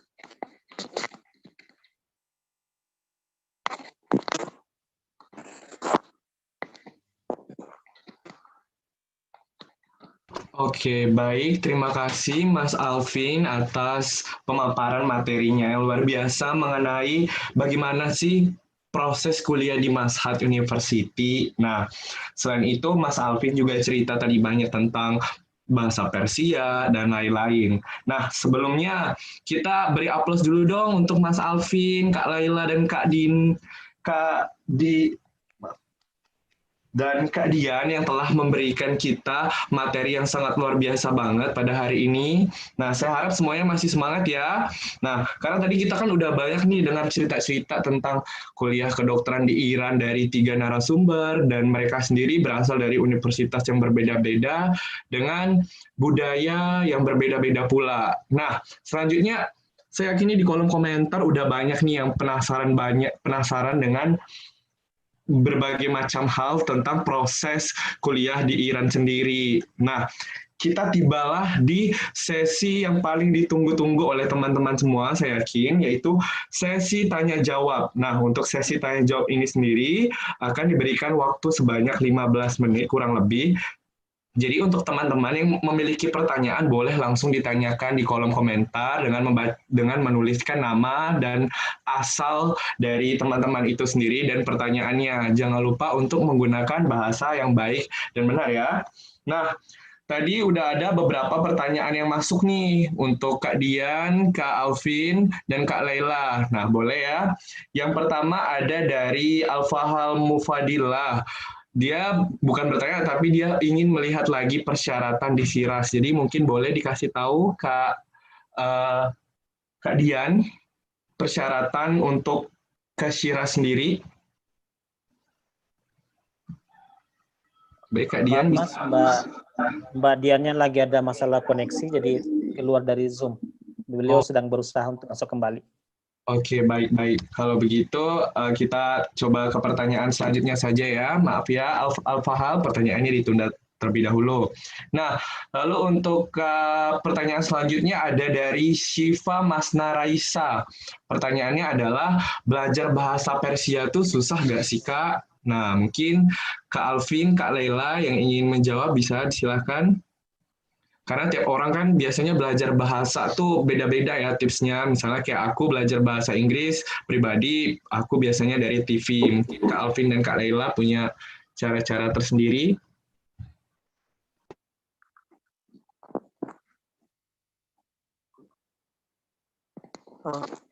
Oke, saya jawab ya. Kalau ini belajar, kalau bahasa kedengaran ya mas ya? Suaranya ya mas? Kedengaran. Ya, kalau misalnya kita lihat bahasa Persia sendiri nih, jadi mereka emang tulisannya Arab, jadi kadang kalau pertama kali kita lihat tuh menakutkan ya. Cuma kalau misalnya kita baca sedikit-sedikit, kadang tuh ada bahasanya tuh udah diambil dari bahasa Inggris juga. Nah, jadi tuh kayak misalnya, kalau cuma kelihatannya menakutkan, sebenarnya tuh gak begitu susah juga kalau bahasa Persianya. Yang penting kita tuh yang penting di sini tuh kita harus banyak-banyak nonton film-film bahasa Persia, itu banyak juga yang bagus di sini. Terus musik-musik tuh kita harus dengar. Terus game-game, video game itu pasti kita juga harus main di sini. Banyak-banyak buku editasi dari buku Persia. Biasanya kita 6 bulan juga bisa cukup kok, 6 bulan sampai setahun deh biasanya. Kita udah bisa mahir, udah bisa ngomong sama orang-orang sekitar. Gitu sih. Kalau dari Kak Laila sendiri, mungkin ada tips lain? Kalau saya lebih sedikit berbeda dari Alvin ya. Kalau saya malah ngerasa kayak takut banget sama Persia tuh kalau saya. Kan kalau Alvin kan dia kan kuliahnya pakai bahasa Persia. Jadi karena dia kuliahnya pakai bahasa Persia dari awal, dia ada kuliah 6 bulan khusus untuk bahasa Persia aja gitu. Kan kalau saya nih 2,5 tahun bahasa Inggris, tapi di tengah-tengahnya pakai bahasa Persia gitu. Nah kadang tuh jadi kayak aduh, kita mau belajar yang umum dulu kan nih, udah belajar yang umum harus belajar bahasa Persia lagi. Jadinya terpecah-pecah gitu loh. Dan juga nggak selalu dipakai, karena kita kan kan kalau Alvin mungkin teman-temannya teman-teman Iran, apa segala macam banyak ya. Kalau misalnya di saya ini kan kampusnya internasional, dan jadinya asrama tuh pakai bahasa Inggris semua gitu. Jadinya jarang dipakai, rada ribet juga jadinya. Ya sekarang suka parno sama bahasa Persia kalau saya. Gitu. Oke, berarti kalau kalian pengen ke Teheran, maka kalian harus bisa bahasa Inggris ya. Tapi kalau misalnya kalian mau ke Mashhad, berarti harus jago bahasa Persia. Nanti bisa belajar sama Kak Alvin kalau lebih lanjutnya. Nah, selanjutnya ada pertanyaan dari dari Aflahal Mufadilah. Untuk pendaftarannya nanti dibantu IP nggak ya? Nah, itu kira-kira apakah pendaftaran nanti kuliah di Iran ini akan dibantu oleh Ikatan Pelajar Indonesia di Iran atau tidak? Mungkin Kak Lela bisa. Saya bantu jawab ya. Untuk pendaftaran, dari saya sendiri tidak dibantu oleh IP, tetapi dibantu oleh, kalau di TUMS itu ada ambasador. Jadi ada ambasador negara, nanti dibantu oleh dia. Kalau saya dulu dibantu oleh ambasador negara saya gitu. Nah, bisa saya bantu juga gitu. Kebetulan saya ini untuk di TUMS, kayak ada dengan bagian pendaftarannya, jadi bisa saya daftarkan gitu karena sudah ada link ke mereka. Jadi kalau misalnya mau daftar, bisa saya bantu. Jadi nanti DM atau WA aja ke saya, gak apa-apa. Kalau untuk serius untuk mau daftar gitu ya.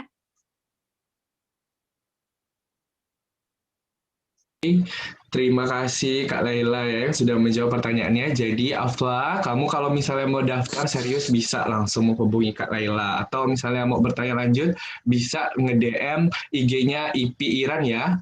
Oke, pertanyaan selanjutnya nih ada dari Jawad Perfecto. Nah, pertanyaannya adalah, Kak, tolong dong ceritain gimana prosesnya pendaftaran secara online. Nah, mungkin Kak Alvin bisa bantu jawab pertanyaan dari Kak Jawad Perfecto ini.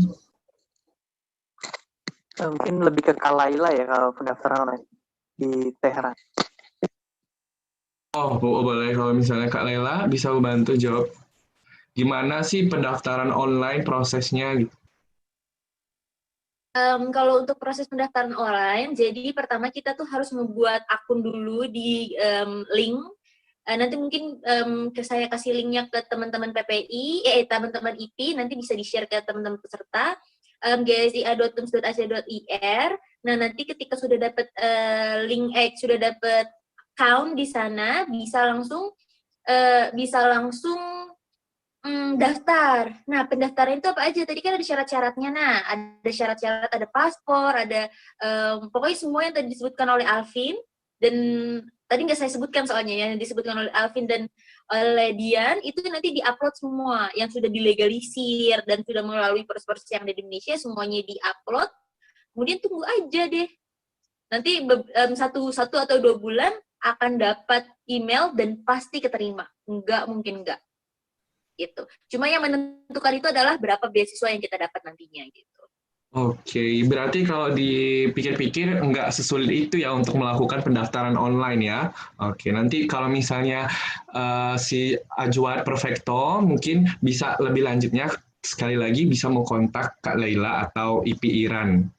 Oke, selanjutnya nih ada pertanyaan untuk Kak Laila lagi dari Dawanure dari Bogor. Pertanyaannya adalah, saya mau tanya, Kak Laila kan masuk kedokteran setelah lulus sarjana biologi nih. Apa tidak ada batasan umur untuk kuliah kedokteran di Iran? Nah, dan bagaimana cara daftar dan diterima di kedokteran Iran? Terima kasih. Iya, saya lulusan biologi. Kebetulan ketika saya lulus S1 waktu itu, saya lulus umur 19 tahun. Sudah lulus S1. Jadinya pada saat itu usia saya masuk ke sini masih normal gitu. Tapi untuk pengalaman dari teman-teman saya, ada bahkan dia yang sudah S2 ngambil neurologi, S2 M apa gitu kan, dia ngambil kedokteran lagi gitu. Jadi pada saat itu kalau nggak salah 26 tahun deh. Jadi nggak ada batasan, mungkin pun ada batasan tapi mungkin kayak 30 tahun gitu. Tadi kayaknya orang-orang yang udah 30 tahun ke atas tuh kayaknya udah males deh buat ngelanjutin kedokteran lagi dari awal gitu, karena dia kan 7 tahun kan gitu. Tapi sampai kasus teman saya itu 26 tahun masih tetap diterima gitu. Tapi kalau kasus saya memang usianya ketika masuk masih normal. Oke, berarti untuk batasan umur sebenarnya itu dimulai dari 19 tahun ya, tapi nggak ada batasan umur secara pasti gitu ya. Yang penting asal ada niat aja bisa melanjutkan. Oke, terima kasih Kak Leila jawabannya. Nah, lalu ada pertanyaan dari Friendly. Pertanyaan dari Friendly adalah, bisa nggak sih Kak jalur IPS masuk ke kedokteran? Nah, itu mungkin Kak Alvin bisa bantu jawab pertanyaan dari Kak Friendly nih.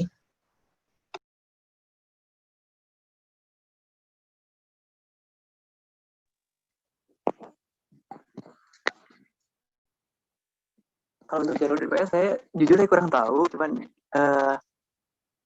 soalnya saya dari jalur IPA, cuman mungkin Kak Laila tahu kalau dari jalur IPS. Ini kasih pertanyaan ke saya terus nih ya. Gimana tuh Kak Laila, bisa nggak anak IPS masuk ke kedokteran? Sebenarnya kalau misalnya bisa, harusnya bisa. Tetapi permasalahannya adalah akan mudahkah di kedokteran? Pertama, untuk yang jurusan IPA saja, kedokteran itu udah sulit banget. Kenapa? Karena dari IPA itu kita diberikan dasar. Misalnya diberikan dasar-dasar biologi sel, kemudian pokoknya dasar-dasarnya ada gitu. Dan ketika masuk ke kedokteran, dan itu masih sulit gitu. Tapi kalau misalnya teman-teman yang IPS sebelum masuk ke kedokteran ingin dan sangat berkeinginan untuk belajar dan bekerja sangat keras untuk masuk ke kedokteran ini, silahkan. Tetapi sebelum masuk ke kedokteran, lebih baiknya sebelum masuk belajari dulu tuh 1 buku lah paling nggak mengenai biologi sel. Karena di TUM sendiri ini kita ada placement test nanti, diterima pasti, tapi nanti kita di sini ada placement test untuk menentukan apakah kita ini sudah mengerti dasar-dasar biologi sel atau tidak.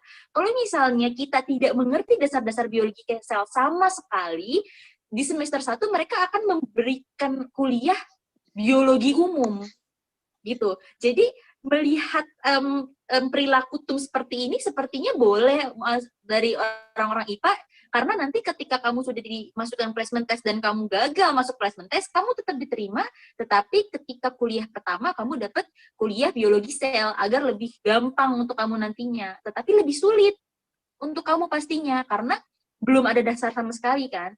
Jadi saya sarankan kalau misalnya benar-benar pengen banget sebelum masuk sini belajar dulu deh tuh biologi molekuler, biologi sel, biologi umum, belajar dulu semuanya baru ke sini deh biar lebih mudah untuk kamunya gitu.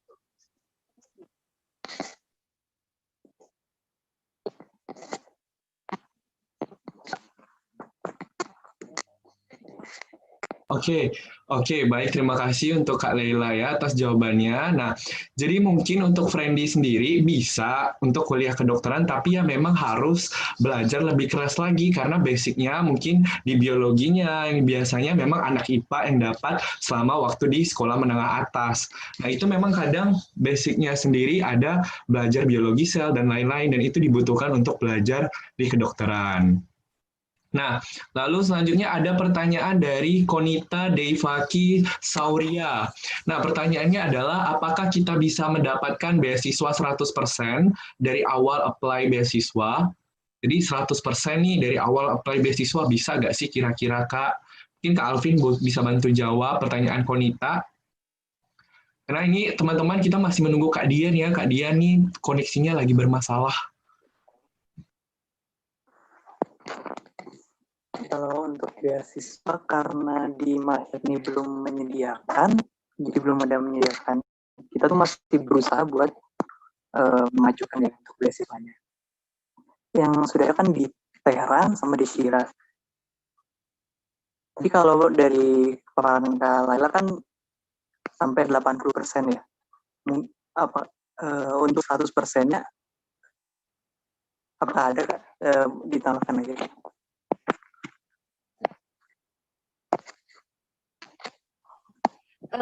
Jadi saya tambahkan ya, karena dari TUMS ini kan benar-benar beasiswa dari Kementerian Kesehatan ya, dan itu pakai anggaran negara, dan hampir untuk teman-teman untuk kita nih yang punya beasiswa dari GSIA yang dari Kementerian Kesehatan, itu di TUMS tuh mahasiswa internasional hampir semuanya beasiswa, kecuali negara Irak, karena mereka ada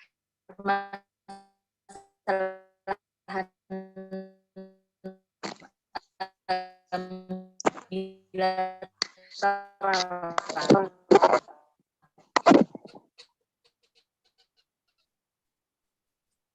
Nah,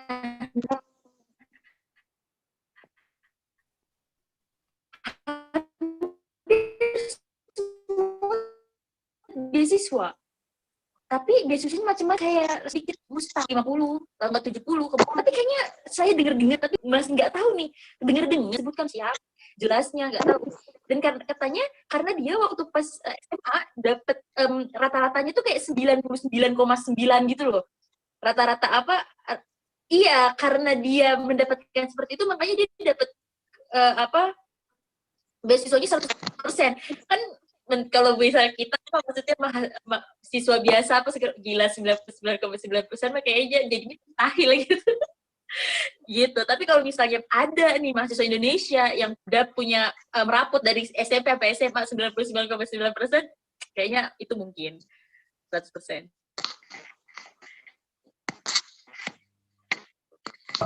Oke, jadi mungkin bisa aja ya dapat beasiswa 100%, tapi kalau nilai rata-ratanya 99,999. Nah, tapi kalau kayak kata Kak Alvin sama Kak Kak Laila sebelumnya memang itu banyak tingkatannya ya. Jadi ya, kalau mau apply jangan ragu karena banyak banget beasiswa yang ditawarkan oleh pemerintah Iran ya untuk Konita. Nah, selanjutnya ada ini nggak ada namanya, harap untuk kalau bertanya tuh disertai nama ya dan asal jadi bisa kebaca. Ini ada pertanyaan dari titik username-nya, Kak mau diperjelas dong yang dimaksud dengan Summer School Training Program, non-degree opportunities itu apakah khusus untuk kedokteran saja dan apakah pembukaannya di mana ya? Maksudnya pembukaannya di mana ya yang tentang school training program summer school-nya itu? Mungkin ini Kak Laila bisa bantu jawab. Ya, itu untuk umum. Jadi kalau misalnya anak SMA nih, anak SMA atau enggak anak kuliah pertengahan, anak biologi kayak hatta anak politik ya. Kalau misalnya kepengen tahu gitu, ini kedokteran di Iran gitu, apa masuk aja summer school. Nanti adanya di gsia.tumsted.ac.ir itu biasanya mereka ada schedule-nya. Apakah mereka ngebuka online kah? Apakah bisa kesini kah? Kayak gitu. Nanti ada biasanya tuh mereka kayak per tiap tahun tuh ada upgrade-nya gitu. Jadi mereka buka-buka sering-sering aja deh tuh websitenya.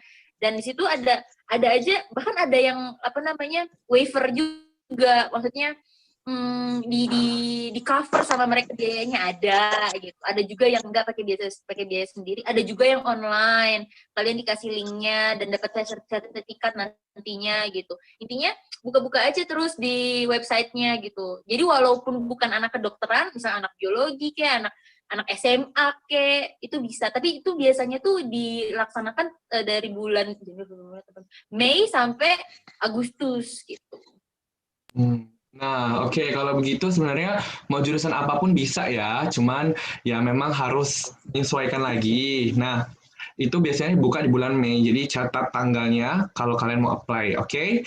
Nah, Selanjutnya ada pertanyaan dari Marja Cakra. Pertanyaannya adalah, apakah program kedokteran ini masuk dalam program beasiswa LPDP? Tidak. Mungkin Kak Alvin bisa bantu jawab pertanyaan dari Kak Marja Cakra ini. Apakah program kedokteran ini masuk dalam program beasiswa LPDP atau tidak?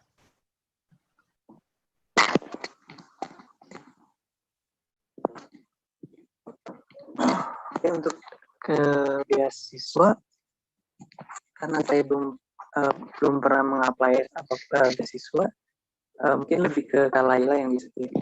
Karena kamu saya kan nggak menyediakan beasiswa juga untuk membahas beasiswa LPDP.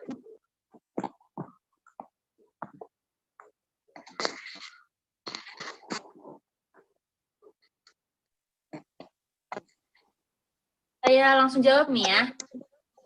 Boleh Kak Laila, boleh. Silakan. Ini apa namanya? Kalau dari beasiswa LPDP itu sendiri, kan salah satu persyaratan beasiswa LPDP adalah universitas yang kamu masuk dapat LOA itu harus sudah terdaftar di Kemendikti. Jadi nanti Kemendikti itu tuh ada di daftar universitas di seluruh dunia yang terdaftar di mereka. Sedangkan untuk mendaftarkan universitas ke Kemendikti itu salah satu jalurnya adalah paling tidak sudah ada dulu nih yang lulus dari TUMS. Permasalahannya adalah sampai sekarang kita masih belum ada yang lulus. Masih apa? Lihat aja masih lama lulusnya. Kita masih ada yang 5 tahun lagi baru lulus, ada yang masih 3 tahun lagi lulus gitu kan. Nah, jadinya kita masih belum terdaftar di Kemendikti, tapi saya sedang mengusahakan agar nanti nih tahun-tahun ini atau enggak tahun depan saya usahakan paling tidak nama TUMS itu sudah dimasukkan di Kemendikti, namanya saja dan akreditasinya gitu. Jadi nanti ketika paling tidak sudah ada di database-nya mereka, tahun ini atau tahun depan insya Allah saya tembuskan dan bersama-sama teman-teman yang ada di sini agar nanti kita ketika lulus lebih gampang kan untuk penyetaraannya. Ya Allah kalau misalnya sudah terdaftar bisa masuk ke LPDP kayak gitu. Karena LPDP itu karena LPDP itu universitas yang universitasnya itu memang universitas yang harus bagus dan terakreditasi gitu. Biasanya mereka nggak ngasih beasiswa untuk yang nggak bagus gitu. Jadinya nanti kita karena ini ada universitas bagus, hanya saja belum ada yang lulus dari sini dan belum pernah ada yang ke sini, makanya mau kita golkan agar masuk ke database-nya Kemendikti gitu. Baik, terima kasih ya jawabannya Kak Laila dan Kak Alvin. Jadi memang kalau misalnya LPDP harus sudah terdaftar dulu ya univnya, dan sekarang Kak Laila sendiri sedang mengusahakan agar terdaftar. Jadi jangan khawatir ya teman-teman kalau mau melanjutkan studinya ke Iran. Nah, selanjutnya ada pertanyaan dari Nasita. Nah, salam Kak, saya ingin bertanya, di tengah pandemi yang menyerang dunia ini, waduh, corona ya, apakah pembelajaran atau proses pendaftarannya terdampak sehingga ada perubahan-perubahan tertentu? Nah, kali ini mungkin Kak Alvin dan Kak Laila bisa bercerita gimana sih dampaknya pembelajaran setelah corona ini?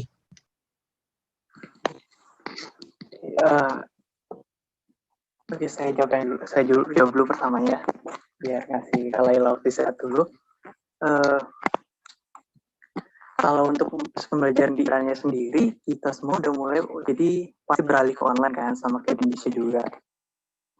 Di sini kita kadang pakai Zoom, atau kan juga ada kadang kampus juga memberikan website sendiri buat kita bisa langsung kelas online di situ.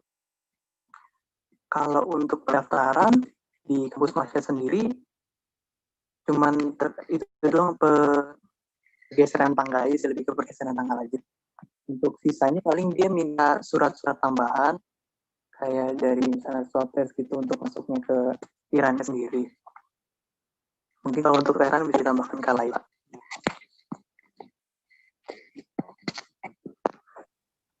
Ya, untuk Teheran sendiri kan kemarin kita tuh mulai online, pelajaran online itu mulai dari semester kemarin, semester 5. Saya masih di preklinik. Sekarang ini kan saya masuk fase klinik nih sekarang nih. Nah, ketika di preklinik itu saya online, full online. Untuk masuk ke untuk masuk fase klinik di Iran tuh harus ada kita harus mengikuti ujian nasional. Sulit banget. Kita ketika masuk ke kelas aja kita belum tentu ngerti kan. Dia ngomong pakai bahasa Inggris gitu kan, ngomong ngejelasin dosennya langsung aja kita belum tentu ngerti. Nah ini kita dipaksa harus baca semua tuh buku setebel apa pakai ini sendiri gitu, kreatif kita sendiri aja. Kalau saya biasanya ngelihat YouTube gitu kan, atau enggak subscribe web medis gitu kan, dapetin video-video dari web apa namanya, misalnya kayak Kaplar Medik atau segala macamnya gitu. Subscribe mereka, jadi kita bayar gitu. Kadang ketika saya bayar biar dapet video full dari mereka, dan akhirnya jadi saya kebanyakan materi dapat dari luar daripada dari TUMS-nya itu sendiri gitu. Jadi kreatif kita aja gitu. Dan untuk untuk pendaftaran, kalau di TUMS hasilnya jadi lebih baik. Kan kalau kemarin nih, misalnya di Teheran itu biayanya $10.000 di Teheran ya. Kan kalau saya anak Kish, di Teheran itu biayanya $10.000 per tahun. Dan karena pandemi ini jadi $6.000 per tahun. Bagus kan? Tapi untuk pembelajaran yang baru ini dimulainya online. Gitu. Jadi untuk awalnya ini mulainya online. Jadi daftar aja, nanti diketerima, bayar, mulai kuliah, boleh online. Nanti ketika udah mulai perkuliahan lagi nih, baru dari nanti dikasih visa apa segala macam gitu.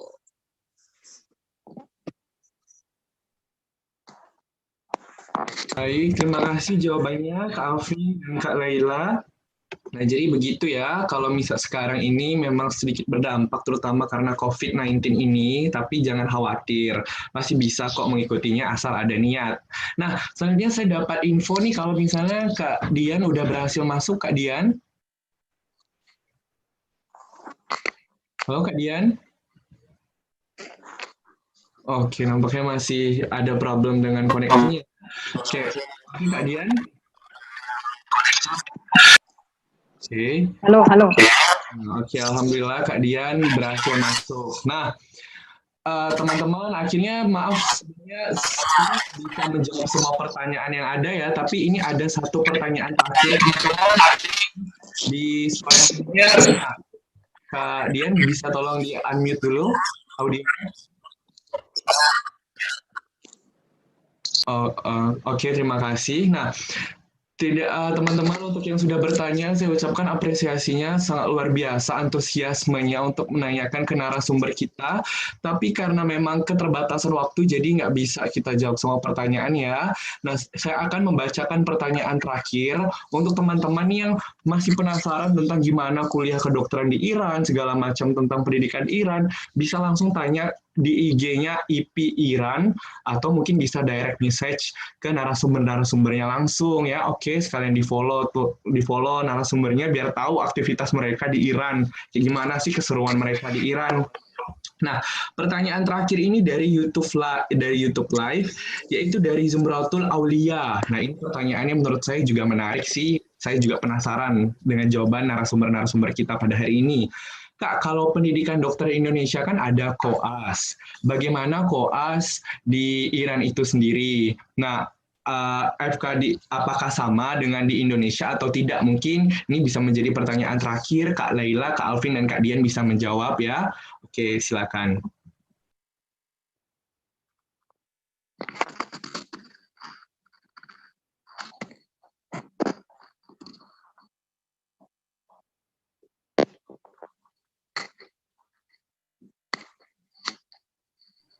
Oke, mungkin bisa dimulai dari Kak Alvin untuk menjawab terlebih dahulu.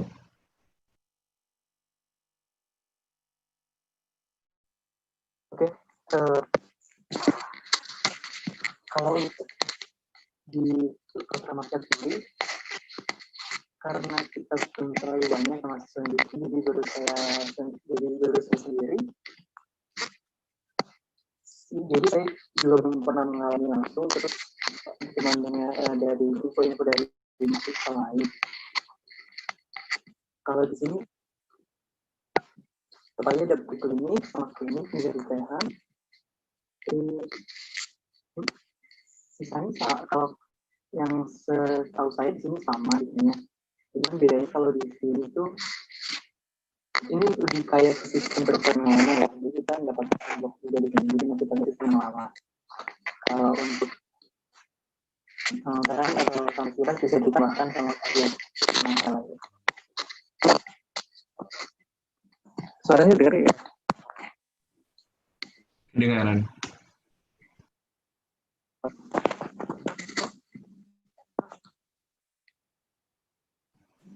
Oke, baik. Mungkin Kak Laila bisa. Atau Kak Dian terlebih dahulu mungkin. Oke. Pertama saya tadi mohon maaf karena ada masalah teknis. Jadi Zoom-nya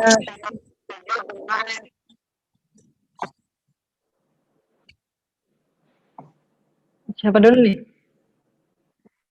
Jadi tadi kalau misalnya yang koas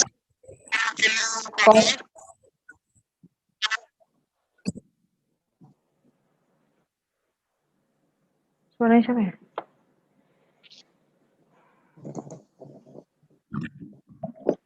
Untuk yang koas di sini, karena saya sendiri juga belum mengalami, tapi dengar dari itu, ya kurang lebih sama gitu.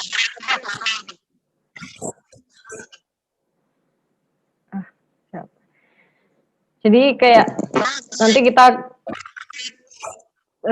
per kelas itu dibagi, kalau 5 orang satu kelompok ke satu ward, kayak misalnya ortopedi atau urologi, jadi dibagi per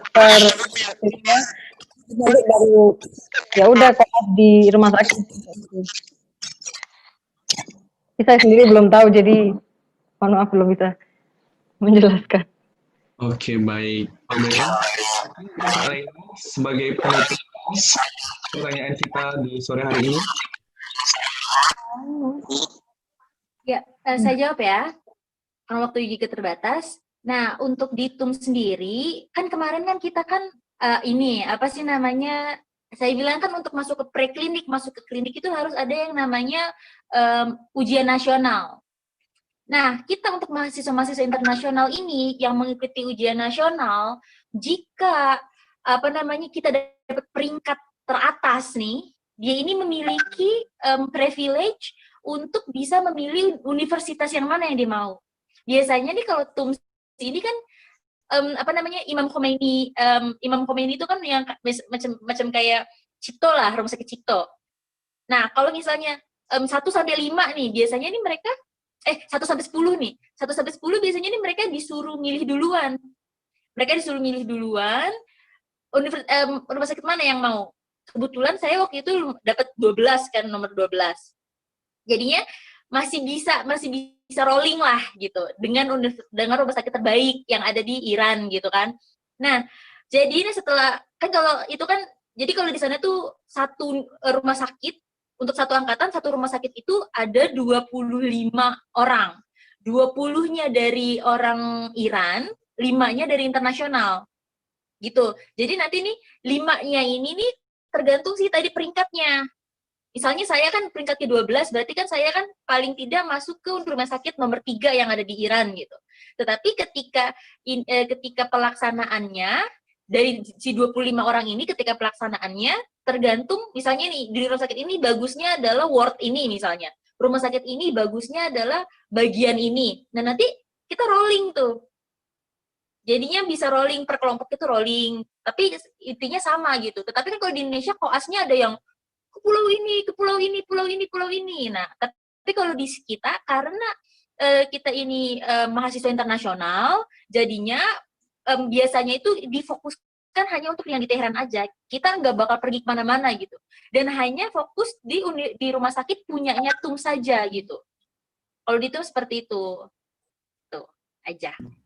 Oke, jadi itu ya untuk masalah koas yang ada di Iran. Oke, jadi terima kasih untuk saya ucapkan kepada narasumber kita hari ini atas pertanyaannya yang luar biasa, atas pemaparan materinya yang luar biasa, dan terima kasih teman-teman juga atas antusiasmenya yang luar biasa. Maaf kalau misalnya pertanyaannya tidak bisa dibaca, nanti bisa langsung bertanya ke IP Iran itu sendiri. Oke, saya moderator dalam diskusi ini memohon maaf apabila ada salah dan kesalahan sebagai pribadi sendiri, dan saya ingin mengucapkan pribadi selamat Hari Dokter untuk seluruh dokter yang ada di Indonesia. Dan sekarang saya bisa serahkan ke Kak Fatima. Oke, Kak Fatima, sekarang saya serahkan acaranya kembali ke Kak Fatima. Terima kasih untuk partisipasinya teman-teman ya.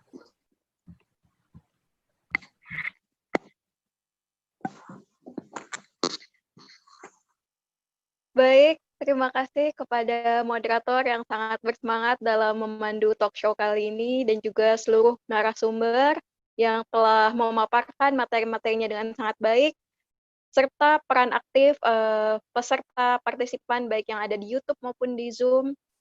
Selanjutnya, sesi foto bersama. Mari kita buka kamera di Zoom bagi peserta dan pemateri seluruhnya.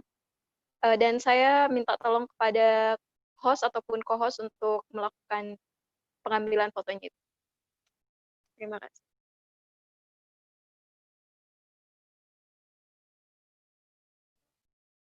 Ayo, teman-teman silakan kameranya diaktifkan. Kita ada lebih hampir tadi 50 orang yang sempat bergabung.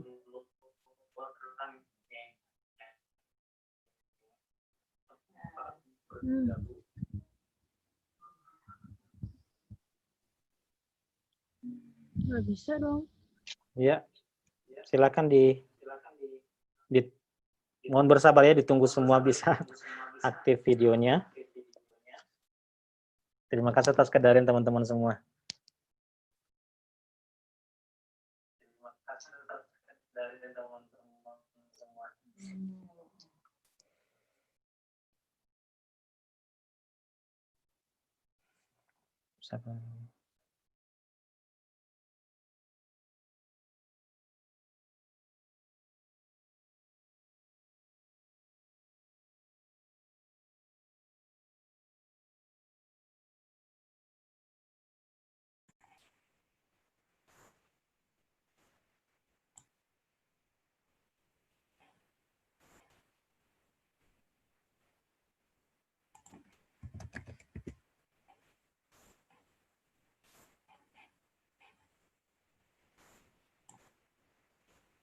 Sudah semuanya? Ada lagi yang mau open kameranya sebelum difoto?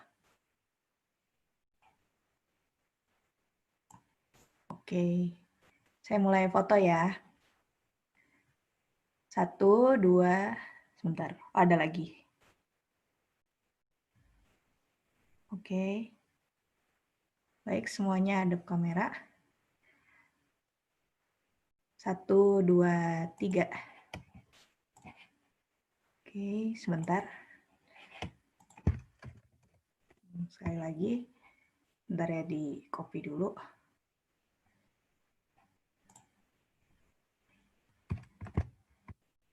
Oke, baik.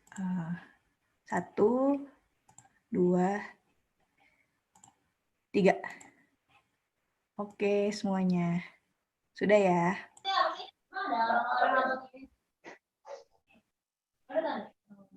Terima kasih Mbak Tanti.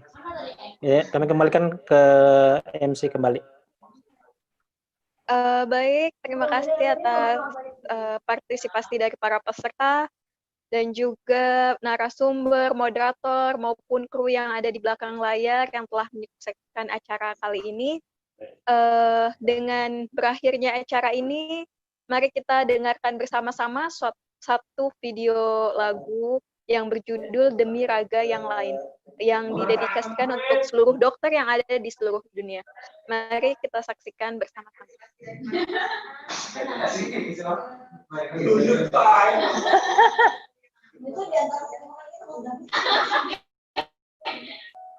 Remi. Mana situ saja? Oh, ada tuh. Oh, pakai masker lagi. Mohon para peserta untuk memute-kan Zoom-nya ya.